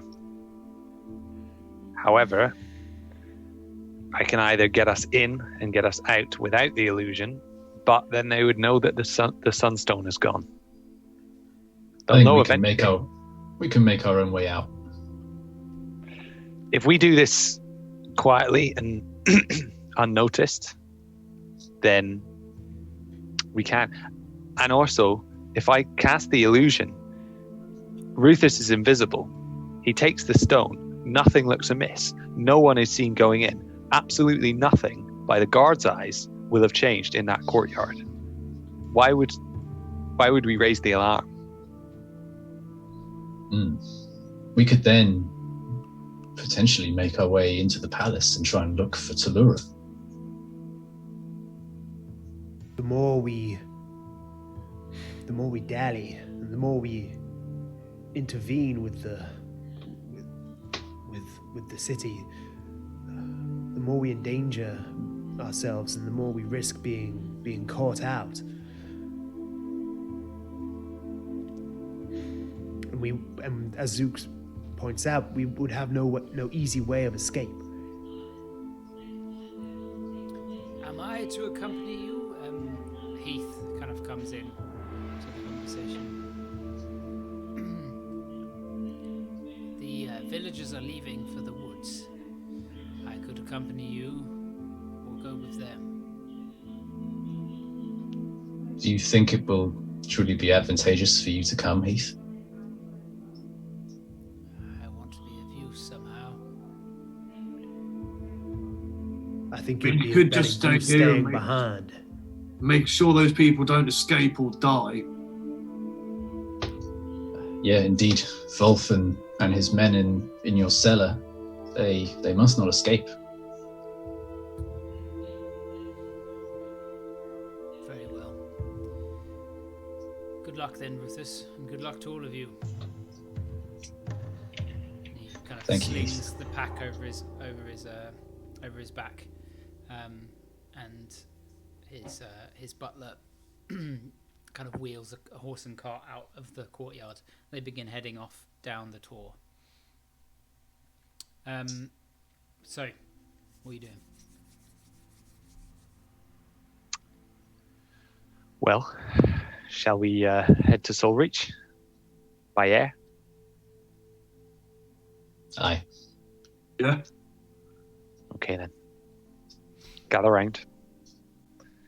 And then, yes, I will whip the staff of high canopy in the air as the leaves start flowing off, and whip in a whirlwind around my head, about 10 feet high, and then they all just spread out and flick around the gypsies, and we become mist. The Misties! The mist! So, In terms of where we go, we could land in the kind of like wooded area that's just outside of Saloon's Gate. Sounds good. yeah, the woods are they're like a couple miles off, but that's a short walk.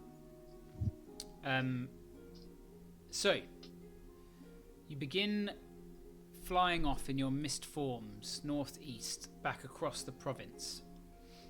You pass across kind of more and more farmland that slowly starts to become more and more kind of populated. You see kind of more dense farms, less woods, less just kind of rough, less heath. And it just begins to become dense farmland until occasional small villages and then smaller towns can be seen. The day is clear. It is sunny. But ahead, you can see the mountains in the distance as you begin to slowly approach towards them to where you know Soul Reach to be. There is a kind of haze or a mist about the town, the city itself. And as you begin to come closer, fog begins to kind of roll in, but it's kind of darker, and it billows and kind of churns across the landscape. The smog thickens, but from a distance, between these thick banks of cloud that pass before you, you can see it. The city of Soul Reach. It seems as if a peak from the Shimmertooth Mountains had fallen down to the valley below and had been hewn into a magnificent fortified city. Built from the rock of these mountains, its imposing yet comforting walls cradle the metropolis within and reflect the rays of the sun. You can see from your vantage point above terracotta roofs cascade in a multitude of directions, and plumes of smoke, thick and black, rise from homes and forges and taverns into the air. The city's architecture is a wonderful mixture of its influences. Traditional sturdy timber frames mixed with elegant elven stonework, with many glass plates on rooftops that sparkle and shimmer when the sun catches them. You begin to get a sense why this province is known as the Glinting Province. 3 towered entrances allow access to the city on the east, south and west, each holding in place an enormous wrought iron portcullis. You can see people moving down in the streets. It bustles with activity of the residents. Open to influences from the Empire as well as beyond its borders, Soulreach has attracted a wealth of travellers. Business is booming here on the fringe of the Empire. A few buildings become clearer through the smog, and occasionally as this kind of black cloud passes across, it kind of breaks between it and you can see through to various sections of the town. You see Ruthus, what you recognise as the Grand Loom, standing tall near the middle of the city. About 20 stories high, the loom inside, reaches from floor to ceiling. Ladders and bridges crisscross around the vaulted rooms as hundreds of hands work tirelessly, weaving the majority of the province's luxurious linen. Lying in the centre of the city, you catch sight of the Sun Keep, the seat of power within Soulreach. It is both home to the ruling family as well as the political centre of the province. Canals were dug and water was redirected into the city from the mountain rivers, creating a moat of icy water around the palace. However, not all glistens as it did. Thick, dark soot clouds billow up from tall stone chimneys, obscuring the light and choking the sun above. This thick smog, it's like it's not natural, it's man-made smog, and it lingers above, dense around the city, blocking out the sun. Obscuring light and choking the sun above, darkness cast over the people below. The Glinting Province no longer shines as bright as it did when you last left Ruthus. But you bank to the right and head down towards the woods that kind of cradle the right-hand side of the city a couple miles off. And dropping down into the tree line there, you shift back into your normal forms and begin hiking towards the city. Is there anything you're doing to yourselves before you reach or are seen by people on the road? I'd like to turn my armour, my leather jerkin armour, inside out to show off the inner red quilted side, and then put on Dutch's, 2 rings a finger, classy jewellery, and his little hat. Okay. Richter is gonna, using his masks of his mask of many faces, he will transform himself into the kind of generic human mercenary-looking guy that he often reverts to. How close are we to the city? You're a couple miles out, but you're approaching. You're leaving the forest and you're approaching kind of like what looks to be some larger roads, with that you can already see carts and horses moving along them. Okay. For now, Dylan will just put his hood up and just sort of be sort of anonymous looking and walk close to Dutch, and he'll suggest to the party that we begin to sort of separate ourselves out into, so like perhaps we could have Varian and Richter as like a group. Yep. And then obviously I know Zook's going to be eventually he's going to turn into a creature and fly separately, and then perhaps the gnomes could stick together for now before I turn Ruthus invisible, and then I'll stick with my brother. All right. How long does it last, invisibility? An hour, so we need to sort of do it when we're closer. Perhaps when we enter the gates, because who knows, they might be looking out for you. We need to pass unnoticed into the city. I'm just gonna. When we get closer, I'm going to change my change my appearance to look like another half orc. Okay, cool. Yeah. Oh, interesting. I'm gonna wait until we're literally just before we're basically when there's an opportunity to out of sight turn into a raven and fly into the air, and I'll turn to Rufus and say, "I'll look out for you. Look to the roofs. I may be on the palace, but I'll be close to the square." Okay. And take one last give a look at nod. the map, and then So, let's shimmy over to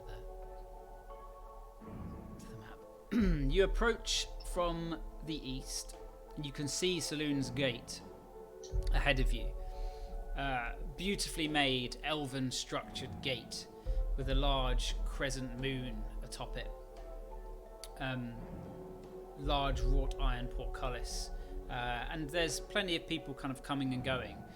From this distance, now with your illusions up and Zook in the form of a raven, and you've distanced yourselves, you can all see that there is quite a rigorous checkpoint happening.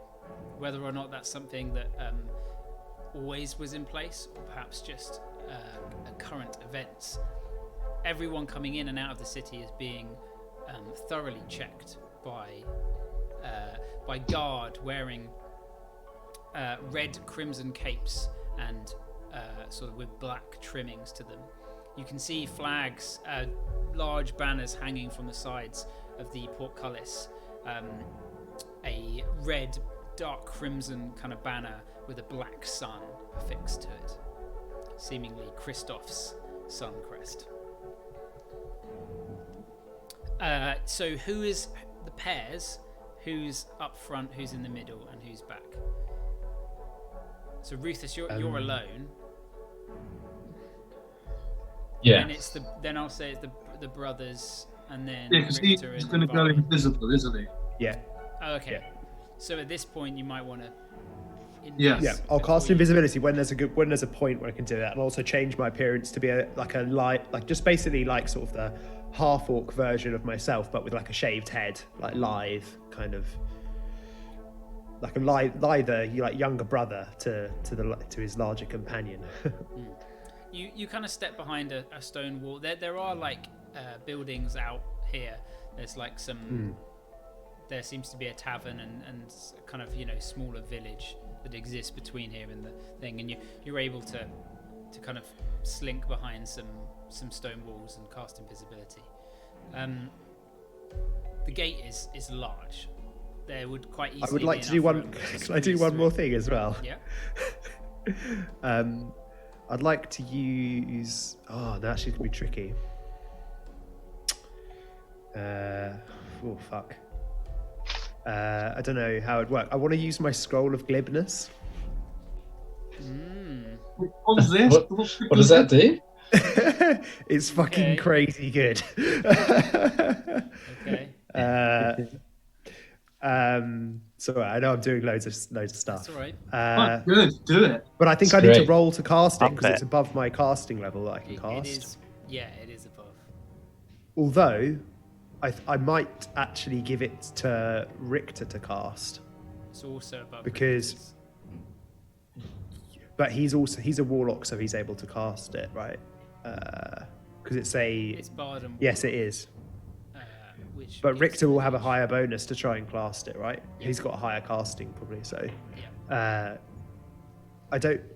Probably actually casting it on Dutch would be a good idea. I'm going to suggest, because based on the pairs would make sense. Okay. Richter, seeing this scroll, kind of rubs his hands together and is like, "Well, I can certainly give it a try. I have heard, though, if spells can backfire and go terribly wrong if you miscast them. So you're Well, let's call this even for disenchanting my armor then. Well, let's see." And he takes the scroll out and begins reading from it. Okay. What does it do? He might blow up. I need to find out what Richter's. If he dies again, Richter's spellcasting number, which is 5, and then this thing is so it'd be a plus 10 because he's got plus 5 charisma. And Plus then 5 plus charisma. 5 proficiency. Yeah. Oh, yeah. So, yeah, he passed it by 3. I didn't roll that well. He reads it off, and it whoosh into flames. And you gain a sort of sense of almost like you can get away with anything. Richter tells you that this spell, when you chat with people now, meta-wise, you can replace the roll with a 15. Also, additionally, no matter what you say, magic that would determine if you're telling the truth indicates that you are being truthful. Whoa. So it counters zones of truth and stuff. Oh my god. So That's amazing. So you glib. begin to make your way This to is so glib. to the approaching gate. Who is going first? Well, I think I should. Well, what about Ruth? Are we sending Ruthus first, invisible? He can go between us, can't he, brother? Ruthus is in. That's this. true, actually. Yeah, if he goes right yeah. behind us, yeah. Okay. I will, No yeah. one's going to step between two orcs. Like, Yeah. That's true. Maybe like Yeah. if they decide to like check you guys out, then I can go in. You know, while they're Yeah, paying absolutely, attention to you guys. Sounds good.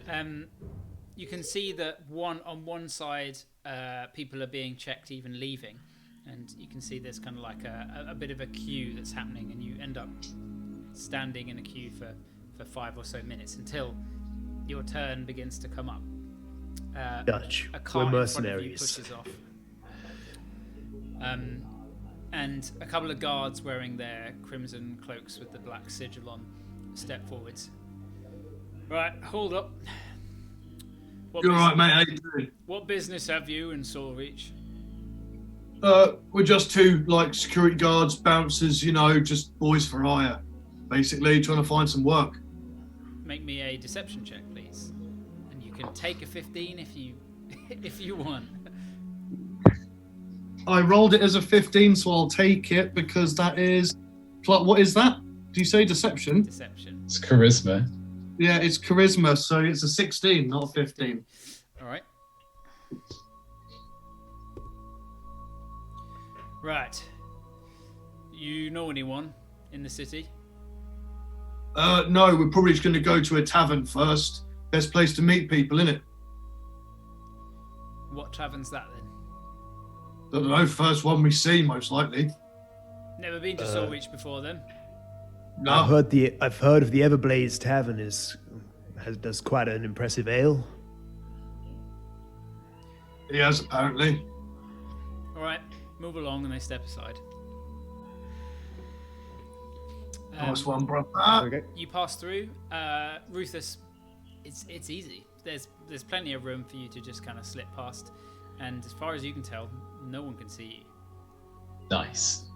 Soulreach is, it's not a particularly magically inclined fortress. So you pass on in. You kind of move off into the city as you kind of look behind, and you see Varian and Richter. Varian has he's not wearing any of his sort of lavish regalia of Bahamut, but he still has his ring about him, and he has no disguise particularly. And Should have broken his nose. you see him step up to begin talking, but swiftly this normal, very generic-looking human man steps forwards, and with ease seems to put the guards at ease. Richter, just kind of with his charisma, they manage to slip on through. You enter the city at the Eastern Gate, Saloon's Gate. The city is bustling. Let's put some town music on. The town is bustling with activity. There's traders and all sorts kind of going on, but it's very like gloomy and dark. The kind of smog that lingers above is blocking out the sun, and you can kind of, it's really hazy and kind of dark in the sky, and it comes through. It's kind of barely lighting everything, and all these plumes of dark, kind of rich black smoke are kind of wafting up and blowing around. You already get the sense of kind of soot in your nostrils and about. It's almost like being in the forge area in Thaldaral. It's like that kind of smoggy. The area in which you've entered is very lavish. Saloon's gate is beautifully intricate, and just on your left you see this temple, sort of three-tiered temple that you would recognize immediately being to the goddess of the moon, Saloon. A drag will touch his mother's necklace in respect. A beautiful temple, and there's like a large kind of area or courtyard out the front, and it seems like this area is quite like a market, a nicer area of the city at least. But as far as you've seen at the moment, compared to Varamuk City, which is very like salty and dank, and the streets are really like really thin. It was muddy and cobbled in places. Soulreach is very structured and almost like more, I would say, more like Italian, Roman, kind of European style. Although there is dirt looking about. You can see mingling among the kind of people that move about and the merchants here, there are many beggars. Many kind of crowd the corners, holding their hands out. And as you kind of move past a few, you can see a few. In fact, you'd see like 2 or 3 with various amputations. Either they're missing a hand, or their face is partially bandaged, fingers are missing, and some even feet or legs. They sit and hold their hands out. And Dutch, as you kind of move up, you notice a hobbling, elderly-looking beggar. His face pretty much entirely bandaged up. You can see it's kind of weeping through these bandages. Only one of his eyes is barely visible through, all bloodshot. And he stumbles up, kind of bumping into you like, "Please, you must help. Help me." I've got a couple of gold I nicked off the guys we beat the shit out of. So I'm just going to pass them on to him. He takes a... Oh, thank you. Thank you, kind sir. No. No, information, obviously. We're playing Oblivion. I'm going to speak to the beggars. He begins to move off with your coin, kind of hurriedly moving away. Do you ask him for information? Are you saying, "I want information"? I was joking. It's fine. I don't want fucking information. He disappears off into the crowd once more. Where are you headed? Can I, as I know that the guys were going to be walking slowly, I wanted to fly ahead, look for the sunstone, find the keep, and make my way flapping up onto each windowsill and try and look inside the keep. Okay. The sun keep. You flap off and you find yourself like in complete darkness occasionally as the smog just kind of covers you. You break out coughing as your raven form swooping around. Roll me a perception check. Okey-doke. I guess they have advantage. I'm not even sure what the stat block is. Shall I check first? Yeah, maybe quickly double check. Let's have a look. Beasts. Tell me about the beasts. Search if you want. So Raven. They have no, they don't. So just roll one. It's it's an 18 plus 15, so a 33. Oh. 33. Even through the smog, you manage to kind of bank and nimbly dodge. You see the reflection of the light hitting the water, and you remember from the map, kind of relocating yourself. You fly past this huge 3-story building, this grand loom. Its large kind of brick structure and terracotta slanted roof. There's these like huge arched windows, and as you fly past, you can see many people on various scaffolding kind of moving about. There's like soot billowing from various chimneys, and there's like a strong smell of the only thing that you'd know it to be would be when the burrow mother used to dye some of your clothes using some of the herbs and berries of the forest to kind of create a reddish tone or different colors. It has a similar kind of smell. It's like a floral smell, but there's kind of like a chemically undertone to it, and that kind Duke of wafts up experiences as well. Some airborne nostalgia. Yeah, you can see lots of kind of industry, and it's sort of a bit like being in Cinderhelm again. There's all this kind of like mechanical stuff happening, but you fly towards. You can see this sun keep, intricate and beautifully made fortress that's both. In fact, I think I have some. Did I write an exact description of it?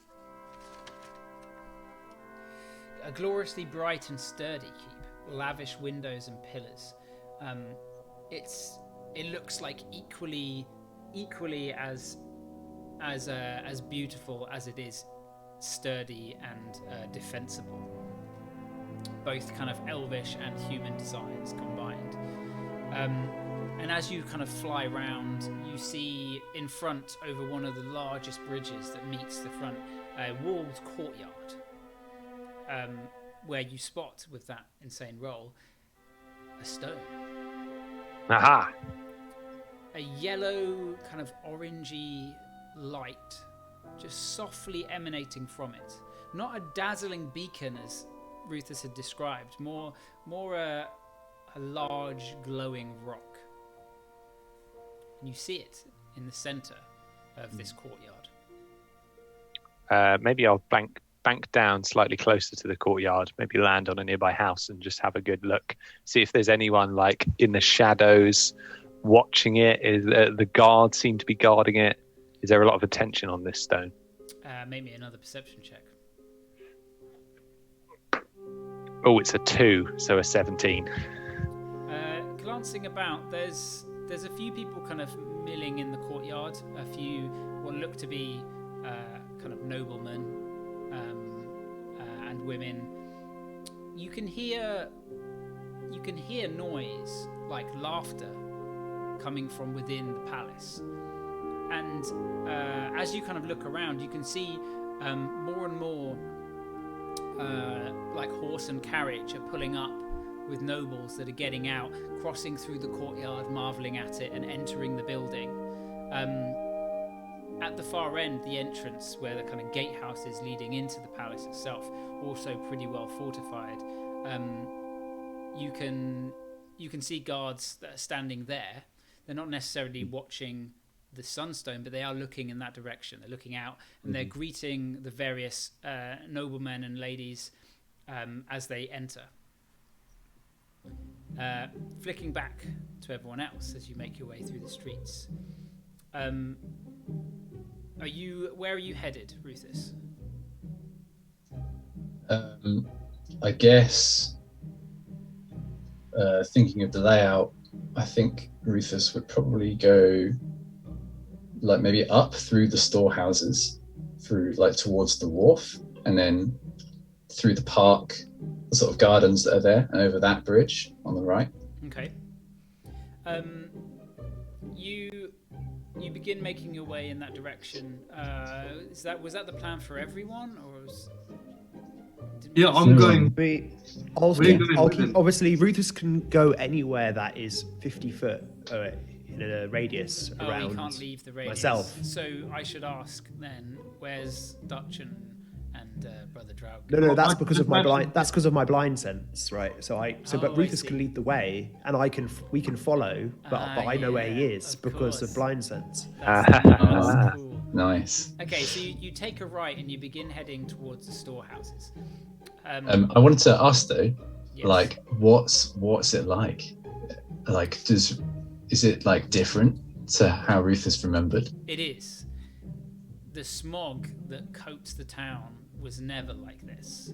There was the smog of the industry and the Grand Loom and the dye works and the forges, but this is like, it's busier, it's thicker, it's blocking out the sun. And as you kind of take a right towards the storehouses, your curiosity sort of piques as to what the rest of the city is like. Just from this kind of the eastern section of the city, you can see way more kind of beggars, way more people kind of on the street, and it kind of surprises you, all of the people missing limbs and various like parts of their bodies. Does Rufus, can he tell if it's like from combat or if it's like something else? Make me a medicine check. That's a 3, -3. It's hard to tell. The legs are off. Some of them are children. And as you turn right towards the storehouses, a kind of large group of children, maybe like 6 or 7, just sort of come rushing down, giggling and running, and you see one child hobbling behind them, pretty bandaged up. They're walking with a crutch under one arm, and their hand is sort of bandaged up into a fist. Potentially they have no fingers. The other kids laugh and kind of point at this kid, and he tries to keep up with the others until he kind of gets to where you both are, the 2 half-orcs. He looks up towards you and kind of looks down at the ground. Please, spare some coin, my lords. What happened? What happened to you, son? It was the dye works.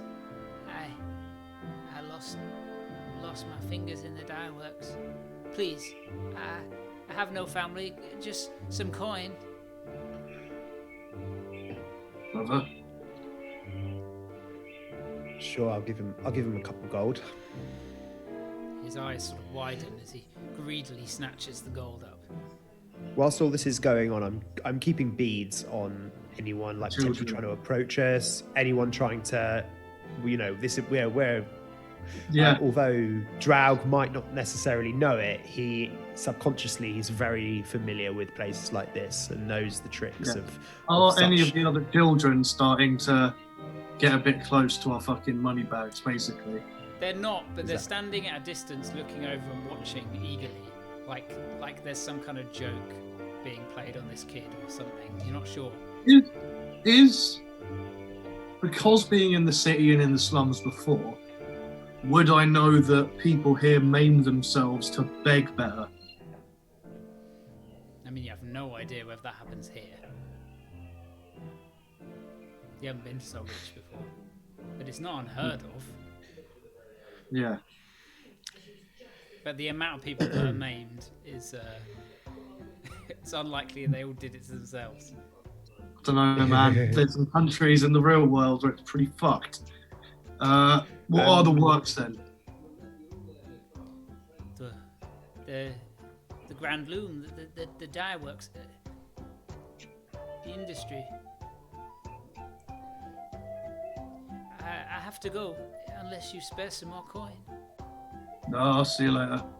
He kind of hobbles off back towards the other group Whilst of kids they're, and kind of laugh. Any of the other group, any of the other children who are laughing at him, when they start to move off, I'd like to secretly cast. Actually, no, I don't think I can do that. It would drop invisibility on Rufus. It's fine. A large cart begins to trundle past you. Some big mules carrying a dark black iron cage on the back. No bars, just a box on the back of it. 2 dark armored dwarfs on top, carrying it by. You immediately recognize them as silver-marked dwarfs. Bastards. They We should have known that their grubby dealings was going on here. They Doc does not they notice look your that way, it's but not- with no specific heed. They look out as they begin to make their way out of Saloon's gate.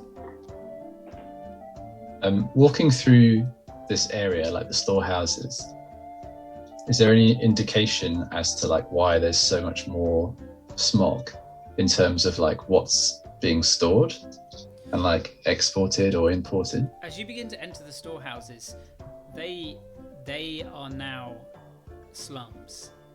Residents have taken up here, and this area now, it seems like most of the storehouses have been kind of reused as housing. It is cramped. It is not nice. And as you kind of walk down the main kind of street between the large buildings, you can see many different families cramped into spaces. There seems to be like a large community here of people that are working. And as you walk through, you hear a kind of a large kind of whistle blow, and there's a lot of hugging takes place, and men and women and children begin to kind of walk off, clearly all heading somewhere. Wait. Brother, doesn't it remind you of somewhere else? With the big Reminds me whistle of and... Cinderhelm. Reminds me of Cinderhelm. Something proper fucky is going on here. I think you're right. Well, let's try and make our way to the fucking Lightstone then, shall we? You make your way through the rest of the storehouses and out sort of towards the Shimmer Wharf. There's a couple of kind of barges in there that look like merchant barges that are unloading various goods. You take a left and begin heading towards the gardens. The gardens have a high kind of stone wall surrounding them, and at the entrance, or the few entrances that you can see, they are gated, and there is a guard at each of them. Clearly the rabble aren't just allowed to be in the nice gardens. Makes sense. Okay, this is fine. Brother, just play along. Yeah, I've got a plan. Ah.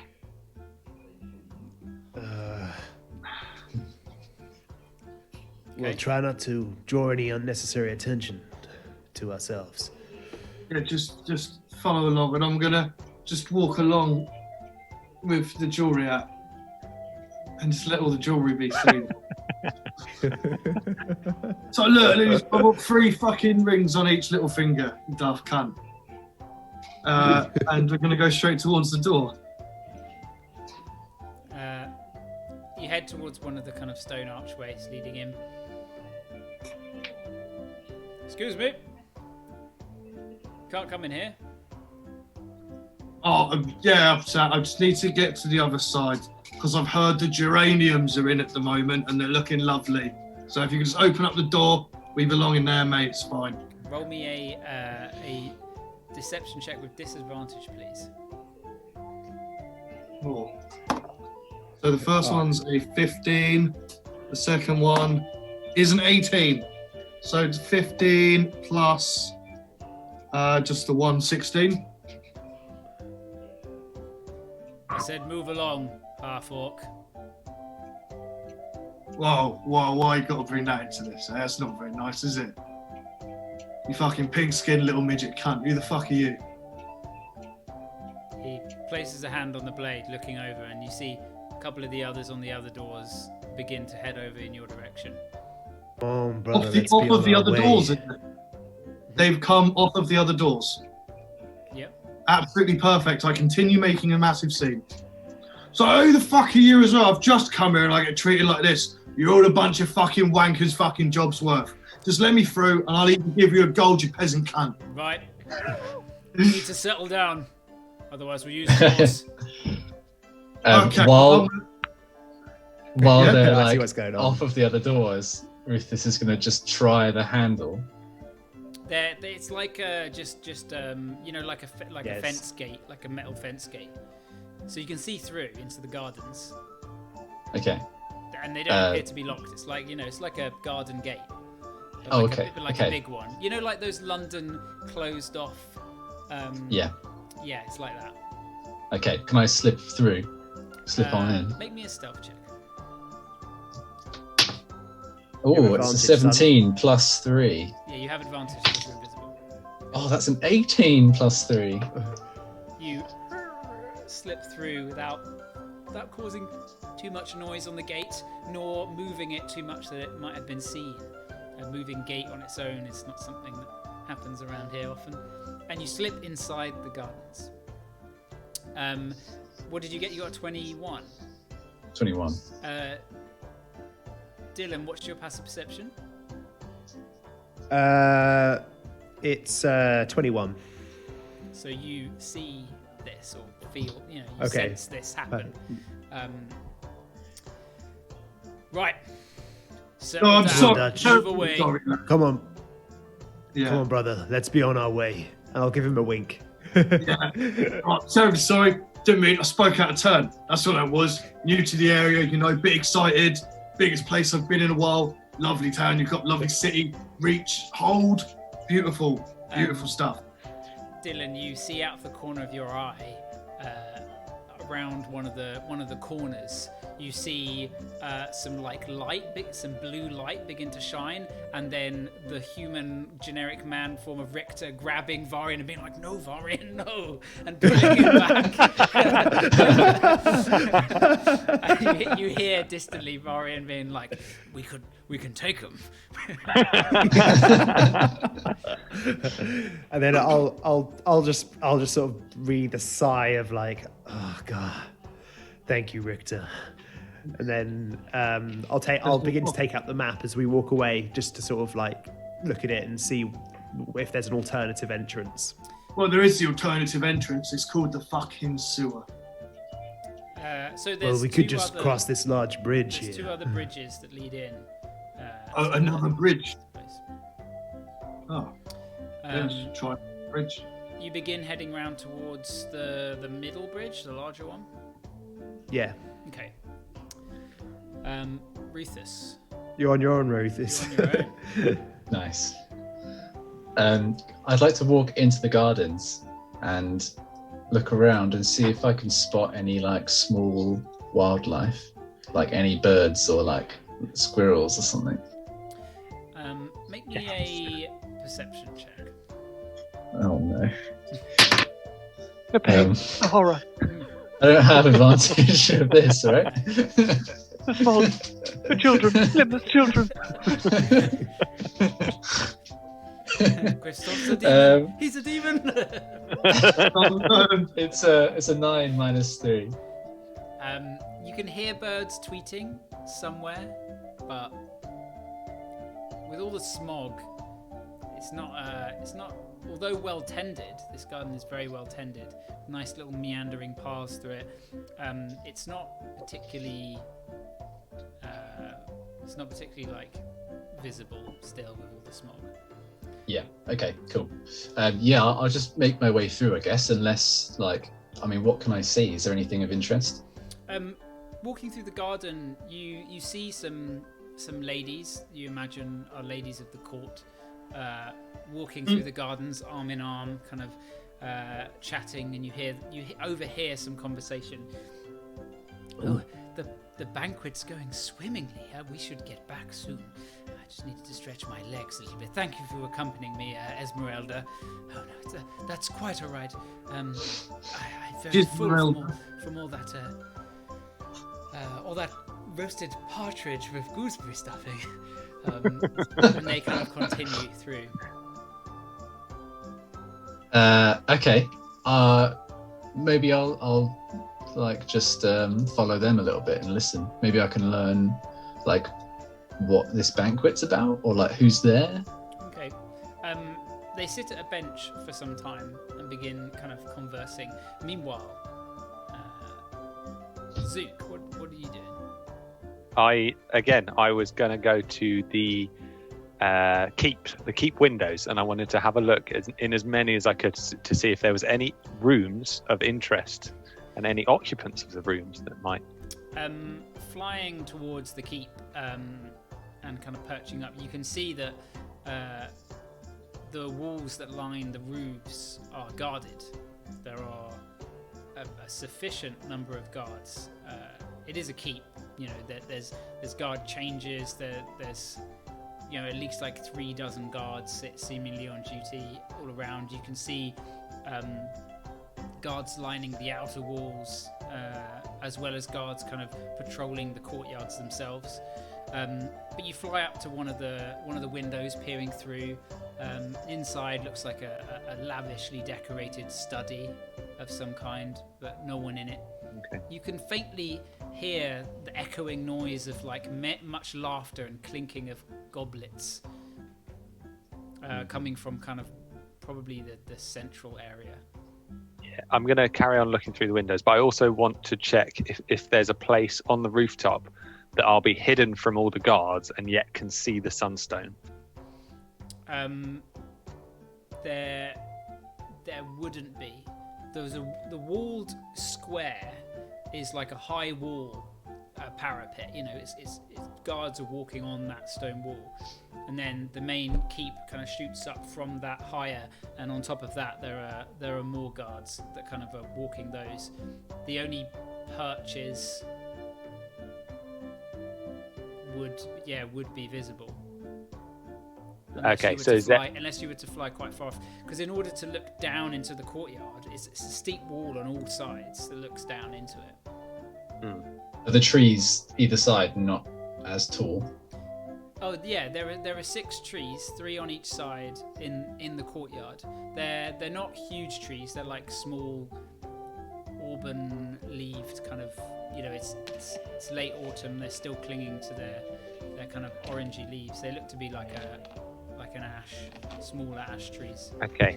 Do I think there's maybe enough cover in the branches to be unseen with my cloak? Potentially, yeah. Yeah, so I'll carry on checking the windows, and then I would like to fly down as a raven into the courtyard and just hop about in the courtyard for a bit. And once I've checked the windows, I'll hop around in the courtyard for a bit and just wait until I think maybe Rufus might be there and might have noticed me before I fly up into the tree. Okay. You keep looking through some of these windows. It looks like a lot of these are probably guest rooms, like luxurious guest rooms. You get to one and the door bangs open and 2 people seemingly scuffling kind of fall into the room. They roll on the floor and you kind of look through. They seem to be in some kind of brawl until one of them kind of gets up and begins taking off her blouse. The other man takes her and sort of bends her over, and they're like, quick, we mustn't be seen. They won't miss us at the banquet, and they begin mating, as Zook would say. I watch curiously for a time and fly to the next window unperturbed. I fly up her arsehole. Oh, wait, Dive bomb! That's my chance to find out what it's all about. Just a small sparrow. Just. It doesn't So seem this like is anyone city else life. is. It doesn't seem like anyone else is up in the rooms that you've checked. There are many windows, but it would seem that there's some kind of banquet going on and no one's in their rooms. Gotcha. I'll descend to the courtyard. Okay. So for everyone else, you begin making your way past the barracks and past the the Glinting Mint, which is the sort of huge bank that sits in the centre of the east side of town. A very square, kind of sturdy-looking building with many kind of metal trimmings to it. It stands kind of tall and proud, as with a lot of the other buildings here, but all about it, the same meandering people.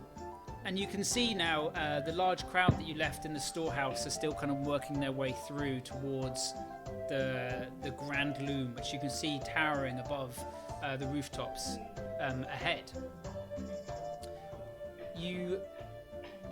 As you kind of make your way through the city itself, you see by the barracks there is some you would see by the barracks there's some wanted posters that are up. Dylan, just with your passive perception, a lot of them seem to be various bandits, highwaymen that have been known to kind of mug some of the traders on various roads through the province. But one wanted poster catches your eye. Two drawings of a very, very similar likeness to two people that you recognize. And it says above it, "Wanted." The man known as Luthar Sunbeam and his accomplice Yenlith. And there's like a picture of Luthar, like a strong-jawed Luthar, and what looks to be an elven woman in the background with a wolf. Oh, okay. Shit. What happened to him? Did he die? You don't know. Don't know. We You don't never know. knew. It appears that he's still at large. It looks old. It's like covered partially by fresh wanted posters, but you can't imagine that it's older than when you saw him potentially. You continue through and you can see there are various posters and things up. There is technology here similar to the technology of the Empire. There are printing presses and they're able to kind of print off books and newspapers and things quite easily with these mechanical contraptions, similar to how it kind of floods through the rest of the Empire. And you can see big posters that are kind of stuck up on some of the walls. These large posters depicting let me just get it definitely right. Depicting a long and straight, light brown hair cut in absolute straight lines, which seems to almost be gold. It's painted, not with gold, but painted in a way where it's like almost like shining bright, like golden sun. Crowned with a rose gold circlet, small sharp features in an oval face, accompanied by a judgmental brown eyes that shimmer a brass colour. They stand kind of regal in a kind of almost religious style poster, and it says the Moon Daughter across it. And you can see there's a couple of people like just kind of looking up and closing their eyes and doing some kind of small prayer to this woman. The woman depicted looks a lot like the depictions of Saloon, but definitely not Saloon. Like Saloon's daughter could be. Very beautiful, but very kind of angular and stern at the same time. And you hear a couple of people. You actually hear what looks to be a priest of Saloon in the kind of vestiges of the silver and blue. "She will be the vessel of our new Lord and Master, Saviour of our people and leader of our cause." And then some more people are shouting, "The Empire will love him! The Empire will love him!" Okay. It's like a small crowd sort of around a guy. You begin pushing on towards the centre of the city, and you can see the Grand Loom up ahead. And as you begin to approach, you can see through the huge kind of open archway into it. Many people moving around, the heat kind of coming from it. various looms with the strings and tendons of the linen all being woven, people running around. There's lots of halflings and gnomes that you can see working within this huge industrial building, along with half elves, half orcs, and some humans. You do not see a single elf, and you haven't done so far, a single full-blood elf working, or a beggar or poor, as was the way with Xanthos City. As you approach, some of the goblins, some of the gnomes and halflings are all kind of carrying these kind of racks and racks of linen that's just like steaming hot and freshly dyed. You can see them all kind of carrying it, and as they kind of pass you realize they are not gnomes or halflings, they are children, human children that are working and moving all this kind of linen. An older man carrying what looks to be freshly dyed, very hot linen kind of walks past you and stumbles and falls to the ground. And you see what looks to be some kind of worker, overseer, also still kind of poorly dressed, but with a red kind of bandana around one arm, come over with a cudgel and say, "Get up, carry on working. If you can't work, you'll go home, and you'll go hungry." I'm sorry. And he begins kind of trying to get it on, but he falls over once more. The guy pulls out a cudgel and lands a savage blow upon... You're maybe 10 meters away. And I book it over there. You begin running over, and as he brings the cudgel down, a burly worker man steps in the way, catching the arm of the overseer. The overseer's face begins to kind of go a violet red as he turns and says, "Lamb, this is the last time you cross me." And the burly man, Lamb, kind of stubble that's grown out. He hasn't really been bothered to shave. Very balding head with a bit of scruff on the back, maybe in his 40s or so. A dark apron covered in dye and looks like blood, but it's red dye. Sounds like the Soul Reach version of Oak. Yeah. He's not as Oak is massive. This guy's just a stocky human. He's not necessarily really tall. Lamb turns to this overseer. He says, I'll take his punishment. You can beat me instead." The overseer looks towards him and looks towards Lamb. "Fine, but this is the last time. Come with me." And he shoves Lamb, and they begin making their way off towards one of the warehouses. The older man kind of stoops down and begins slowly trying to pull this linen. Can I start following the overseer, please? Stealthy like. Sure, roll me a stealth check. I'll go with Dutch, but I'm sort of, Dutch, please, we must stay on task. I'm just gonna knock him out. No, that's reckless. I understand. He's a cunt. He is, but if we're discovered now, then, well, it won't do any good. Okay. You're right, brother. But on the way back out... Sure, we'll do something on the way back out. I promise you. And then Dutch ignores the problems and follows his brother. You walk away from the Grand Loom, the grunts of a man being flogged in one of the warehouses nearby. You head north towards the main gate, the main bridge. Rufus, you sit for a while with these ladies who giggle and talk of the court. They talk of a few nobles that strike their fancy. One of them, married, talks about the troubles of her marriage. But the only things of interest They talk of this banquet, and they talk of rumours of a long-lost uncle of Christoph to return this day for the banquet. They seem excited by it. Oh, intrigue. They're going to be disappointed. Well, we'll see what happens, huh? They then kind of gather up their skirts and begin heading back towards the banquet. Nice. Okay. Yeah, Rufus is just like thinking in his mind.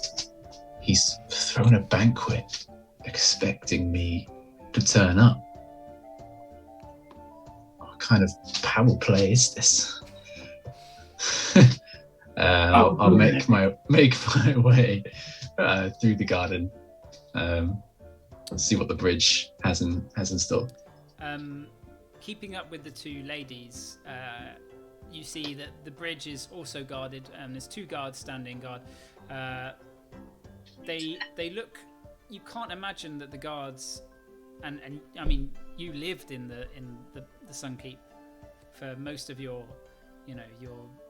adolescence and young adulthood, and there were never this many guards.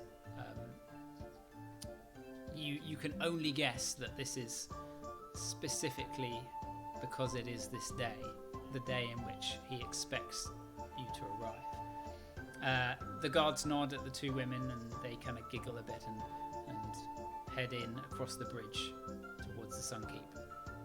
Okay. Is there like time for me to like kind of follow them in? If you're quick, there could be, but you'd have to roll, and it could result in failure. I see. But otherwise, could I just like slip through? How much space is there? It's like a similar gate. I mean, this is one of the bridges over to the keep. It's not a huge portcullis, but it is an arched gate with. I mean, it does have a portcullis in it, but it's a small one. Okay, It's up, I've got an idea. Two guards standing there. Standing like relatively close to the guards, maybe like 5 meters in front of them, directly in front of them, can I use Druidcraft and my sandals just to create plants just growing in like a really just like one small plant that would just grow out of nothing? Yeah, I mean, where I'm standing. It's not can you, but do you do that? Don't do it. Just metal-wise, don't do it. You didn't have told it, Theo. Is it? Sorry. Well, would that break my invisibility? Mm-hmm. Casting a spell breaks invisibility. Someone asked the question. Even if I'm not. Yeah, it's casting a spell or attacking. Those are the two things that break your invisibility. But the sandals isn't a spell. It's just like on command. You said Druidcraft, which is a spell. Oh, okay. I also said my sandals. Yeah. Can I use them to just do it? It's just like on command, cause your footsteps to rejuvenate the ground, sprouting small flowers and tufts of lush grass. Yeah, it's not technically a spell. You're not having to say anything, so sure. Okay, I'm going to do that like where I'm standing and hope that they notice and then like go towards them. You stand on the kind of gravel path that leads up to them, and you watch as the kind of shoots and roots begin to pop out around your feet. They kind of look about.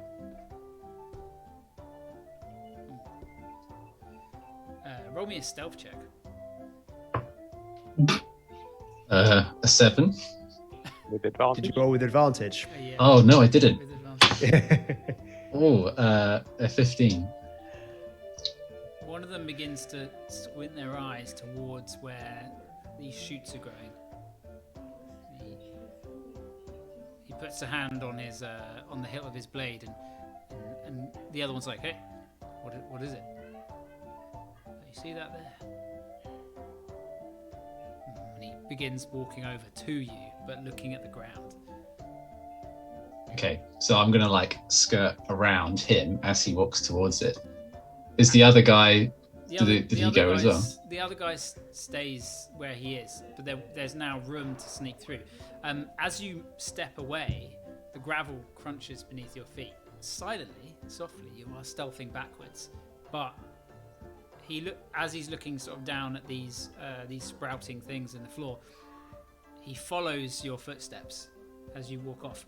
Who's there? I hear someone. And I'm going to make a minor illusion of of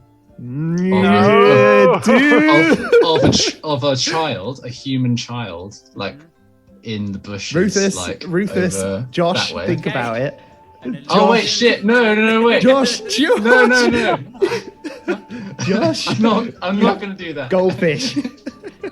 I knew that. No.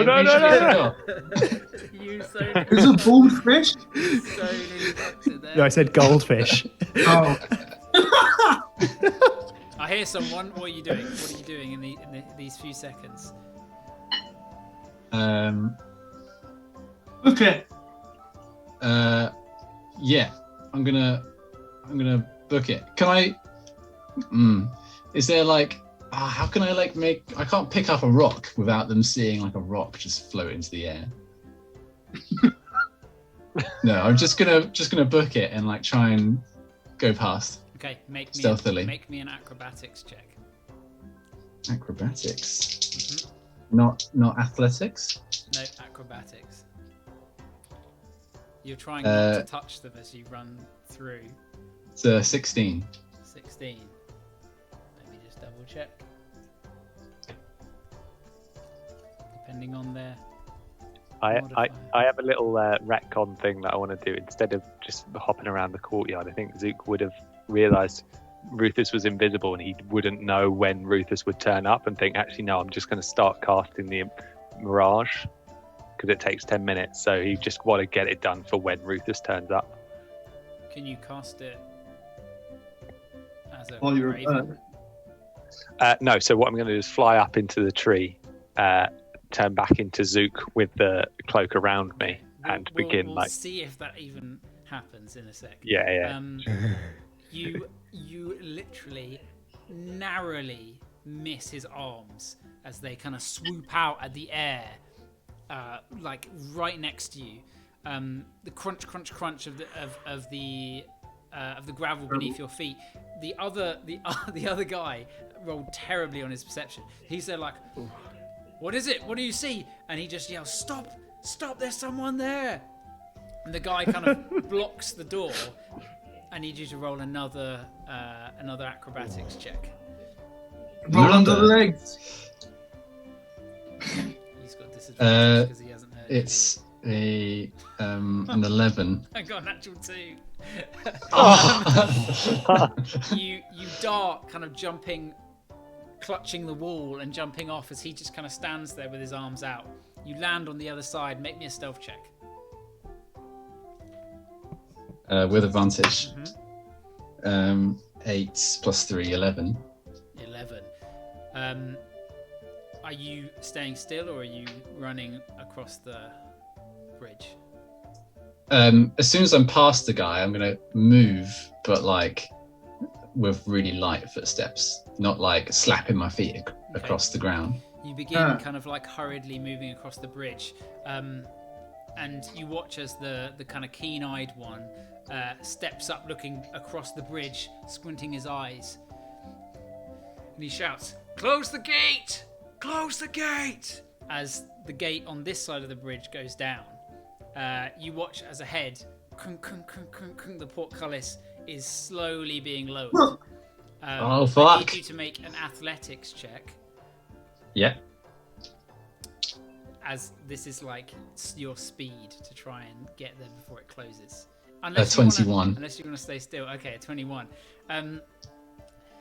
You go into a full dash, sprinting along, and at the last moment it comes down as you slide under, and it shuts. And you find yourself on the other side, in the familiar grounds of the island where the Sunkeep is.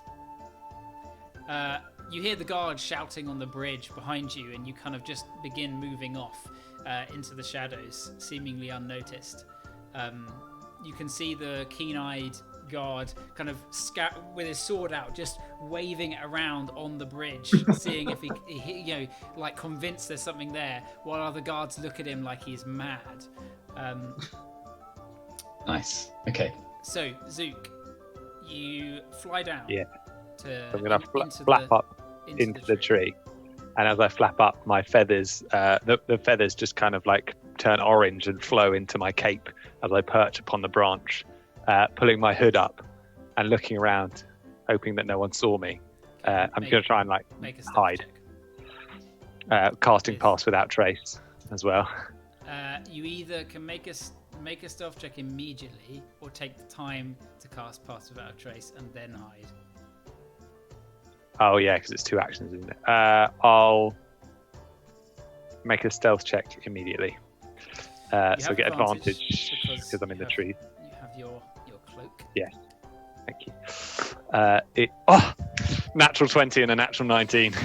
Wow. Oh, Crit. You feel fairly hidden, even though there are many eyes coming down into the courtyard. You feel fairly hidden. No shouts come. You sit in silence within the tree. And then I'm going to start whispering to myself, hand on the tree. I close my eyes and open them, and they're just like orange, like the leaves.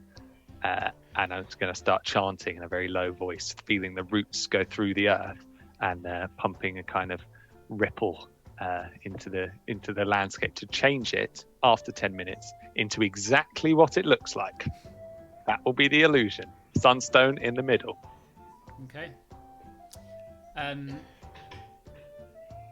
Dutch and Dylan, you reach the portcullis at the side of this side of the bridge. You can see it is up, and there is currently a rather elaborate carriage being pulled that's just been kind of checked over, and it's making its way across the bridge towards the Sun Keep. Can we keep our distance a little bit? Is it they're not letting just anyone cross the bridge? It looks like people who are crossing are that of wealthy individuals. Wealthy. Are there any? Are they like passing over invites on the way in? It doesn't look like it. It looks like you can see this carriage was just kind of checked by the guards. Some murmuring, some chatting, and then it was allowed to pass. There's not much I can do without dropping Ruth's invisibility. Looking along the, what would you call it? The bank of the moat. Yeah. Is that the Everblaze Tavern? Does that go into the water? Is there like sections that go into the water? So just on your left, you can see the Everblaze Tavern, a very large inn tavern. It looks to be probably one of the largest, seeing as it's marked on the map. You remember Elgrin talked of that being the tavern where at least they have been. Probably fairly reputable. If nobles had been there, it looks to be kind of like a tavern for merchants, a tavern for traders. There's also the Lion's Perch, which is marked on there, which is you would imagine more of like the upper class, upmarket tavern, which is on the northern side. Oh yeah. The northern side being quite like far. the noble side. So the Everblaze Tavern is just like a massive Weatherspoons, It's just like a really big. Are there windows along the side that overlooks the moat? There's actually there's what looks to be like a beer garden jetty out to the back. It's your standard gastropub. Yeah, it's got a balcony section from the rooms that kind of overlooks, and beneath it some kind of like wooden boards, like a jetty that comes out with loads of tables. You can just see down. You can see people day drinking there. It's probably probably like 3 in the afternoon since your travel. Well, I'm not sure what we can do to make it across, but in a pinch, I could. I don't suppose you fancy a drink, Dutch? I mean, my whistle's always a little bit dry, isn't it, brother? So yeah, let's pop in and have a little drink. I'm suggesting we sit on that jetty, just there. And I'm gonna pat where the Queen's umbral quiver is, and give him like a knowing wink. Because like if Dutch's memory serves him well, I could shoot an arrow across into the courtyard and teleport myself if need be. Yeah. And yeah, I'm going to go up to the bar while you find us somewhere to sit, and I'll get, our drinks. Dutch can just pole vault it. Yeah, I'd like to find. Yeah, absolutely. I'd like to find a point where I can get a good vantage point of the courtyard of the Sun Keep. You don't need to enter the tavern to get to the beer garden out the back. There's like a wooden walkway Is it here? that sort of leads round. Like literally there that can lead round. Yeah. So just out the back, there's also like out into the water. There's like the beer garden bit. You make your way round and find yourself a table. There's plenty of people drinking. Clearly, a lot of workers. Maybe they've just finished their shift. You can hear a lot of kind of like angry talk of working too many hours in the dye works, or how there's not enough food to go around, and just the general disgruntled workers vibe. Like there's no unions. They're just being, there's no one looking out for them. They're Amazon employees, basically. Yeah, and there's various servers that are kind of moving amongst them, and you find a good seat with a view of the keep, and you kind of settle yourself back, your hood up, back against. How tall's the wall? On the other On side. the other side. Oh, it's a good like 20, 25 feet. Okay, how far's the water? The water. So how itself, far across? Yeah, it's probably about 80 feet to 100 feet across. Then there's actually the sloped bank that leads up to the wall, which is probably about 40 foot. It's a proper like defensible keep. Yeah. Dutch, you enter the tavern, and inside there seems to be a band that's playing in the corner. You can see a halfling that's crying out this like extravagant tale, and he's not really making much money. But occasionally, some maybe a wealthier looking merchant tosses a coin over towards the band. You head over to the bar, and a half-orc man, quite lean, into his later years, maybe 50s, which is quite late for an orc. He eyes you up behind the bar and hey, what can I get for you? I'll have 2 of your biggest and cheapest, please. Biggest and cheapest it is. 8. Turns around and begins pouring you what looks to be a kind of nectar. Tap water. It looks to be a kind of golden nectar, kind of amber coloured ale. It doesn't look to be too watery. He passes both kind of big tankards across. Hey, I'll run you about a gold. A gold? Come on. You're not getting a gold for 2 drinks out of anyone else that drinks in here. What, you think just because you're like me, I'm going to go easy on you? No, because everyone else around here is fucking piss poor, and there's no way anyone's paying a gold for 2 drinks. One of the large tables of workers, kind of, they all they all, mid drinking, kind of put their drinks down and look up towards where you are by the bar. Steady now, friend. Steady now. No need to cause a scene. Look, by the looks of it, you've got rings. You're a wealthy man. Me, not so much. A gold, I think. Yeah. I think you can do. Oh yeah, but what I'm saying is, if you weren't a dick, you would have got a better tip. So here's your gold. Sorry, it's my And dog. tavern pups. It's my dog. My dog. It's my big dad. He takes the gold and gives you a stern but sort of smarmy look. Pockets the gold. Carries on cleaning. You walk past with your two large. What's the things with the lids called again? Steen. Yeah, they're like two big wooden steens. Stein. Stein, and you head over outside, finding your brother. Passing one over. The table of workers like silently eyes you as you walk through, like giving you such dirty looks for saying everyone's piss poor.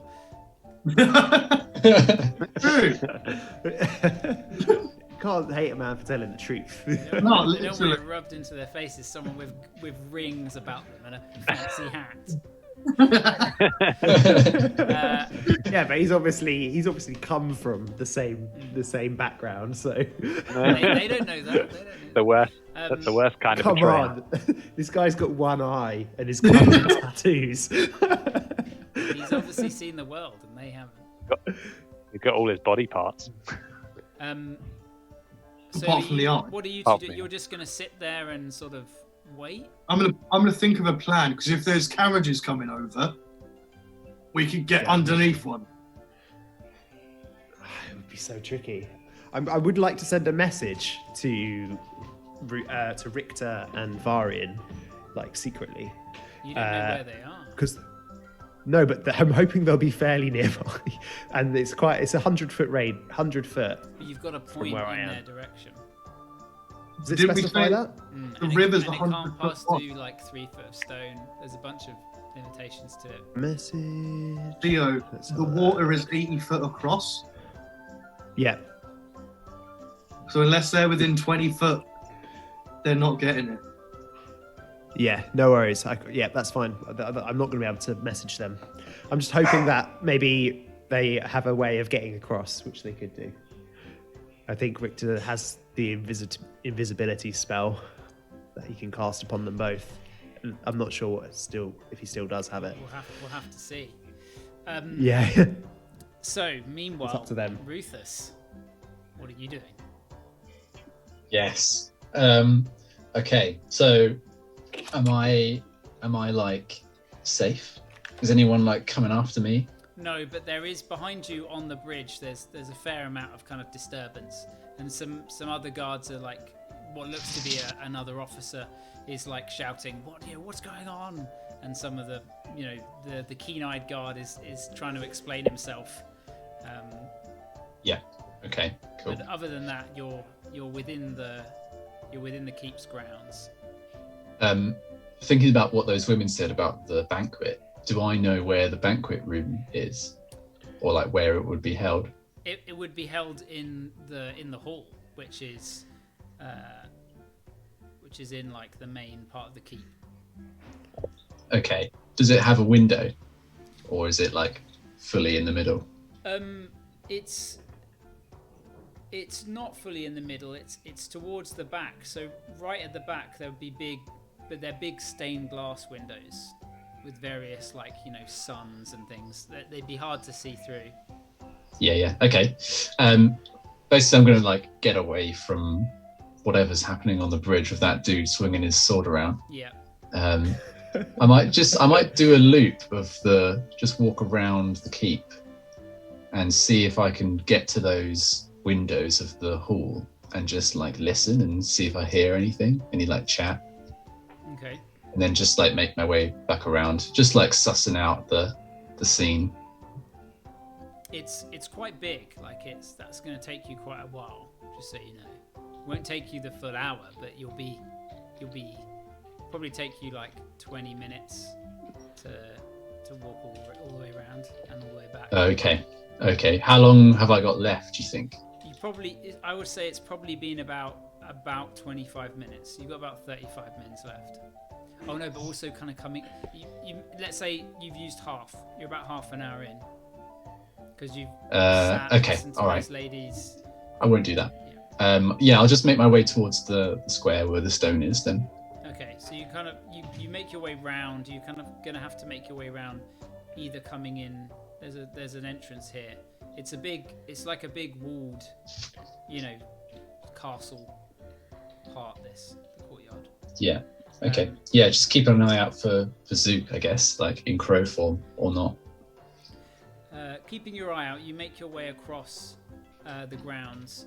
There's not a huge amount of activity out here, save for guards that are keeping their eye out, but you stealthily kind of make your way across. Roll me a stealth check. A 10. 10. With advantage?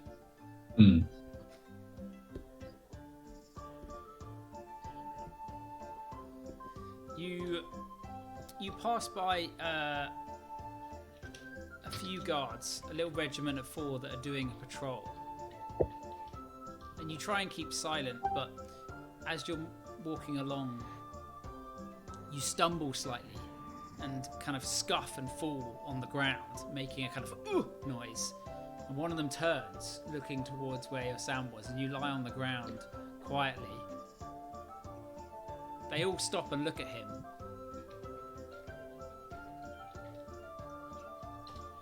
And he begins moving over in your direction.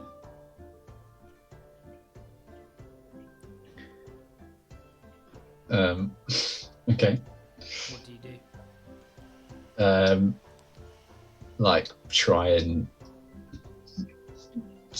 and quietly as possible, like back away from the direction he's approaching from. All right, make me another stealth check.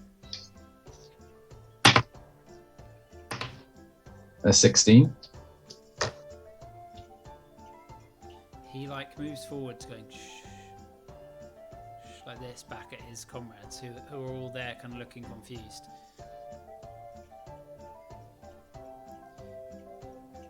Hang on, let me just. No. No. The Not a music music has stopped. change.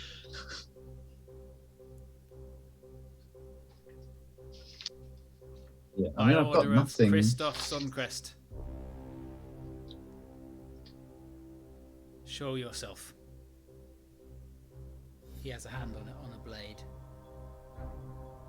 I'm just backing away the entire time. Yeah, his eyes are following where you are. That you're moving backwards, but even invisible, you're making noise, and he's following the noise that you're making. You're not doing a very good job of being quiet, even though you're invisible. I see. Question in the timeline: is this 1, have I noticed, and 2, have I finished casting the spell? I'll say at this point you finished casting, but you're not. This isn't visible. Is it quite far away? Yeah, this Okay. is outside of the courtyard. Right.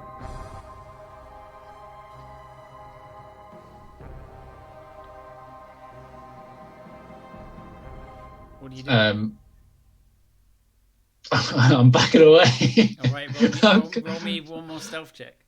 I've got nothing. I can't cast any spells. Not that I've got any anyway. It's a 16 plus 3, so 19.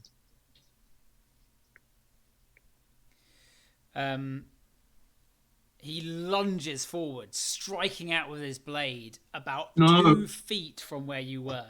I rolled just under yours.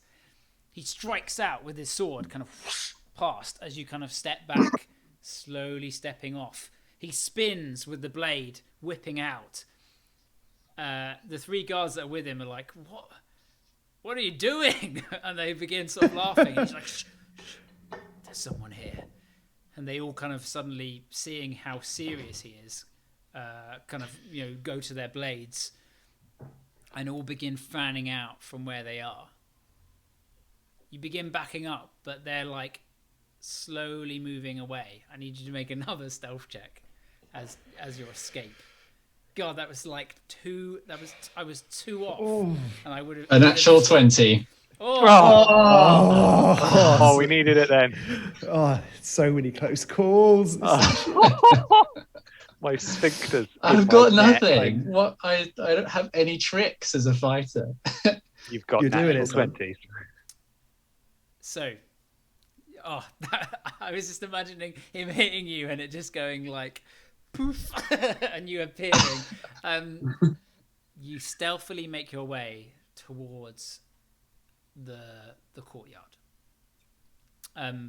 You round the corner, and inside, ahead, through the archway, you see the sunstone before you.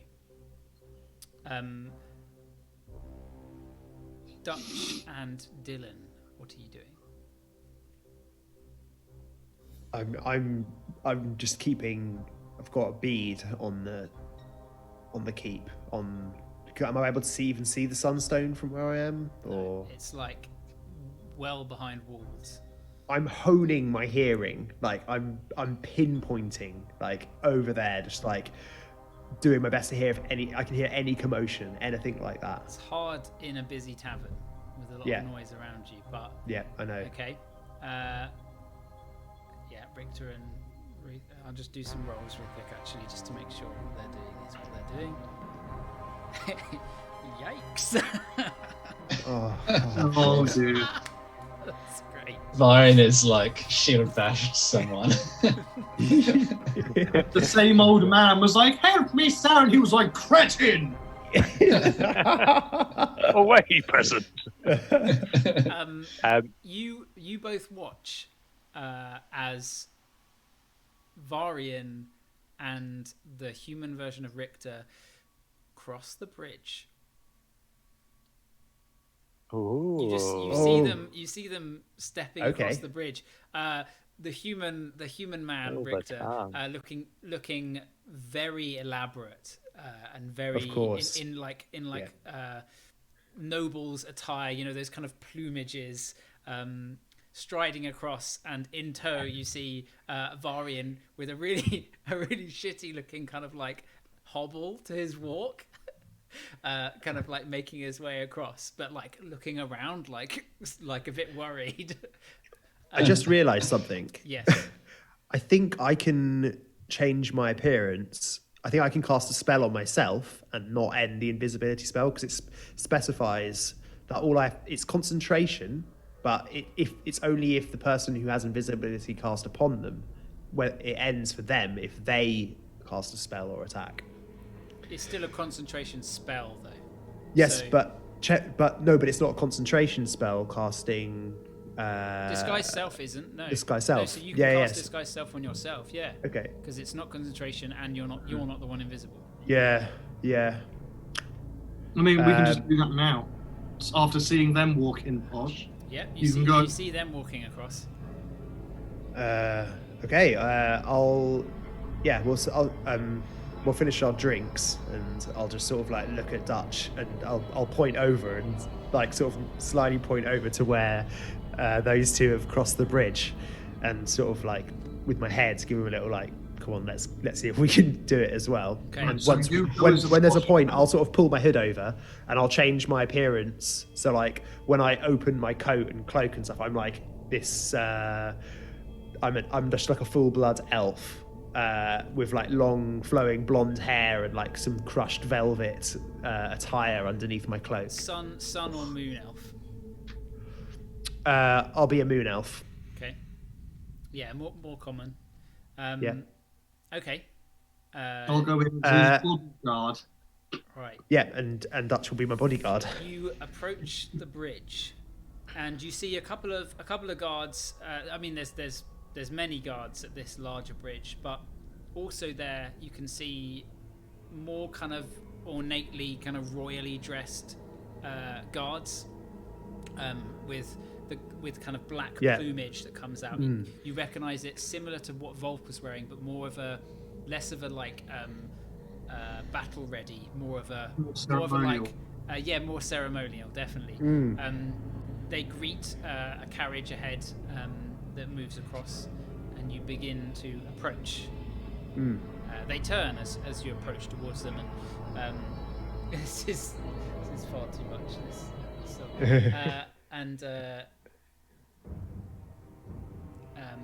One of them kind of nods towards you. Good sir. You are here for the banquet? Apologies, I was waylaid. But yes, indeed I am. If you could kindly let me and my companion here pass, friend, that would be greatly appreciated. As I say the word friend, I cast the spell Friends, the cantrip. Very good. Okay, so they make a wisdom save. Is it whiz? No, it's... No, I just get advantage that's it. You get advantage. Yeah. His smile begins to broaden somewhat. Make me a persuasion check. Can I do a deception?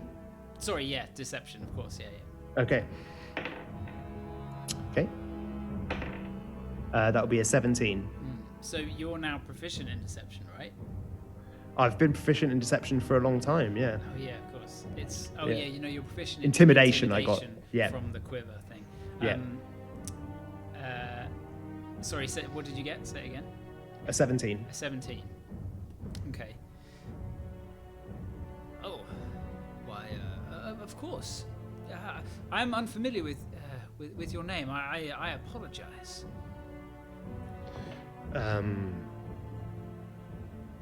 Yes. Apologies. I do not come to Soul Reach too often. My name is. Hearing my brother for the second time, I'm going to go, you dare ask a lord a question to his face? His own name? That's so uncouth. Make me an intimidation check, Dutch. Please, Dutch. Sorry, I was not blessed with my father's charisma in court. My name is I'm son to the Lord Ulthwé from the capital of Xanthar. Dutch, what did you get? Got 24. 24. Just not to scare him, but to make him look like an idiot. And I would like Dylan to roll me another deception check, please. 16. 16.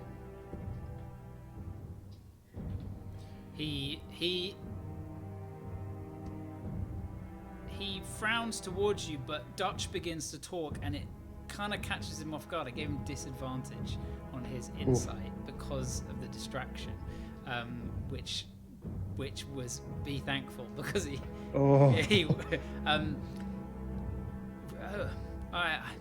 apologize. Ulthwé. Yes, I must say I am unfamiliar, but Xanthar is a large place. They are a minor family, so please, you do not need to apologize. You have come all this way. Please, allow I had business in town. Allow some of my my guards to escort you, and he nods over towards them. And please, there is no need. Dutch here is enough. Make me a persuasion check. Ooh, okay. Okay. Okay, so 17, natural 19, minus... Oh, no, it'd be a 16, because I'm minus 3. I'm afraid I must insist. And he sort of looks towards the half-orc. As you wish. But nonetheless, you begin to make your way across the bridge, flanked by 2 guards. Either side of you, they walk along, mainly eyeing up Dutch. And as you... Huh? Sorry, I was just going to ask why everyone here is such a shit biscuit. we'll end it in a sec. But Rufus, you step into the courtyard, the familiar courtyard of the Sun Keep. What do you do? Just before I take a step forward, are there any other like guards I can see? Yeah. So up the stairs towards the entrance to the actual keep, there are a few, and also lining the walls, you can see on patrol. Do they all look relatively the same? Yes. Can I just spend 1 minute looking at them, sussing them up, so I can know your enemy? Oh yeah, sure. Okay. You spend Checking a minute checking out their armor and shit. Out. Hang on, let me get the exact shit up. Is it 2 or 3 things? I can't remember. Say 2.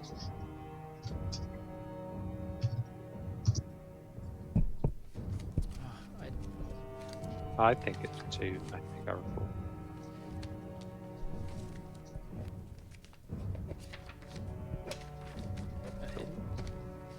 Okay, what do you want to know? 2. If they're equal, superior, or inferior in regards to 2 of the following, their armor class. In yours is 20, right? Yeah. Yeah, inferior. And their hit points. Inferior. Okay, cool. Then what? Yeah, and then so what's the square like? The Sunstone, is it just looking as it is? It is an open square with 3 trees kind of lining each side. The Sunstone sits in the center of a small fountain. There are like a few fountains in the corners of this room, of this courtyard. It sits at the top of these big, long, kind of like marble steps that lead up towards the entrance, and it sits alone in the center. It is significantly dimmer than you remember when you last saw it. Before, it was like a beacon of daylight that kind of shone from it, kind of reflecting off all of the different. Oh, sorry, Zug, I didn't say this, but from the trees, there are many little like glass, intricate sculptures and things that hang, and kind of like wind chimes that kind of clink softly. And the light from the sun, when it does manage to get through, and the faint light from it kind of shimmers across the ground, kind of creating a refraction kind of effect. But it's very dim. You remember this place to be like a wondrous, gleaming courtyard. I guess Rufus doesn't have any idea as to why it would be dimmer. Has it ever done that in the past? No. Not that you remember. Yeah, I'm gonna walk down towards it, thinking to myself, now's our best chance. It has to be now. I'm gonna walk up towards it. Before I touch it, is there anything that looks like some kind of trap or like, I don't know, alarm or whatever? Okay, roll me either a perception or investigation. Investigation. Yeah. 16. Looking around, other than the kind of the fact there's more of a guard presence, there doesn't seem to be. They don't seem to be specifically like paying the Sunstone any more mind than normal. Yeah. Okay. Yeah.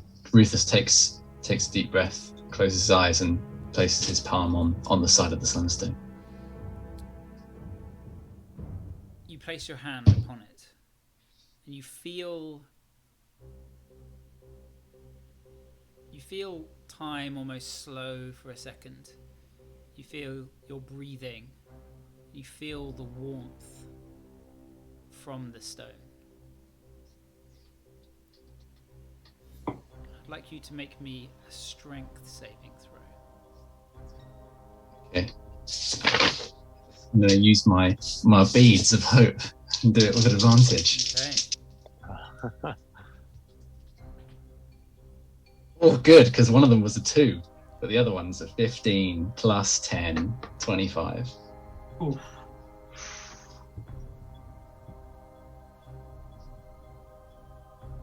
like stepping out into a shaft of sunlight as it kind of washes across your face. You feel that warmth. You feel it kind of begin to wash over your eyes to the point where, you know, it becomes overexposed and you can't see.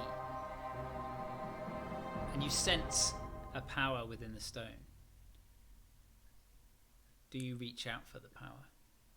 Yes. You reach out for this power. You hear a faint voice in the back of your head. It's funny, really, how history repeats itself. And there's a shining light, like, that shoots up like a huge beam of sunlight. You're almost like blasted back, and as soon as it vanishes, you're left kind of dazzled, your vision kind of blurred. But the courtyard is the same, and the sunstone is gone. There is no illusion there. You don't know whether Zook did it or not, but there is no sunstone. And you hear a clapping as a figure strides out ahead of you, seemingly from nowhere, just appearing on the tops of the steps. Uncle! Uncle, it's so good to see you, Uncle! Come. We must discuss things. Things of family.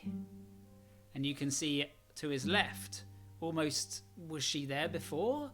I didn't see her before. You see Celeste, the beautiful visage.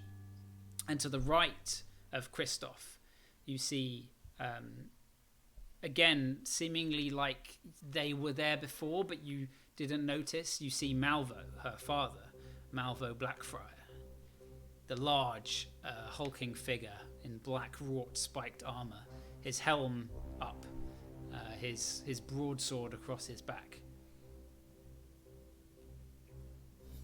Celeste steps forwards, and almost caricature-like, they all begin laughing in this evil tone, this kind of like and the sky begins to darken above you and darken further.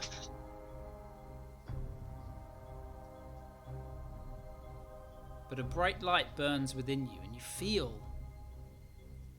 yourself composed. You feel ready, as if there is something within you spurring you on.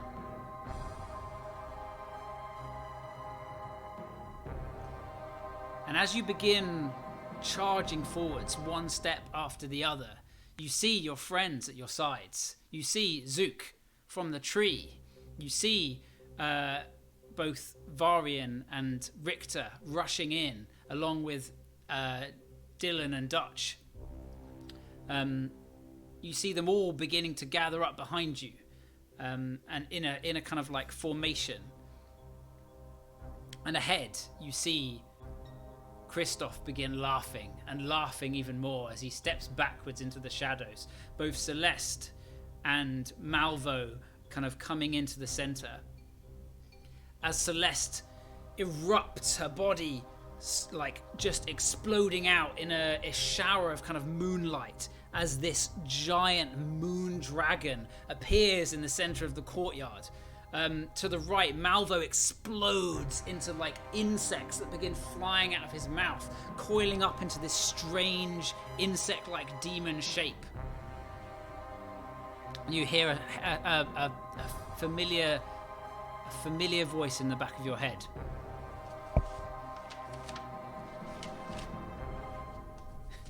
To find my page.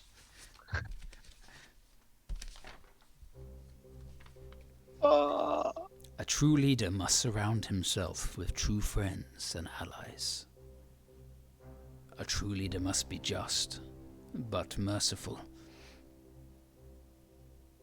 A true leader has power, but he must use it wisely. And that is where we'll end today's session. Oh! Smash! Oh. Remembered I'm not in a house anymore. I'm in a flat with neighbours below me, so hitting my table is probably a really bad idea. Oh my god, what's happening? Oh my Spin shit. out! Spin out! All we need to do, charging forwards is the test, I bet you. That's all it is. Forever forwards, my friends. Oh my god. What a session that was! Can you believe it? Oh, that's from the episodes. That's Josh's thing at the end of the episode where you go, "Woo, what a session that was, friends! Can you Holy believe roots it? and shoots, Holy my roots dudes. and shoots, my dudes." You used the term roots and shoots in legitimately this amazing. session. I was like, Did you say roots and shoots with the thing? Oh, so good. Oh, All right, that was thanks such a everyone good for session. watching. Yeah, Au thank revoir. you. Join us next Goodbye. session for what is to be a fucking crazy battle. Oh shit. With demons and dragons and warlocks and shit. Loads of stuff. Prepare yourselves. oh god. Buttholes. I can't hear you, Theo. We will. You're suddenly gone. I turned myself off. Sorry. Can you hear me now? Yeah. Time to turn Okay. yourself on. I turned myself off because I was worried Prim was going to bark again, but she's fine. All right. Peace, everyone. So yeah.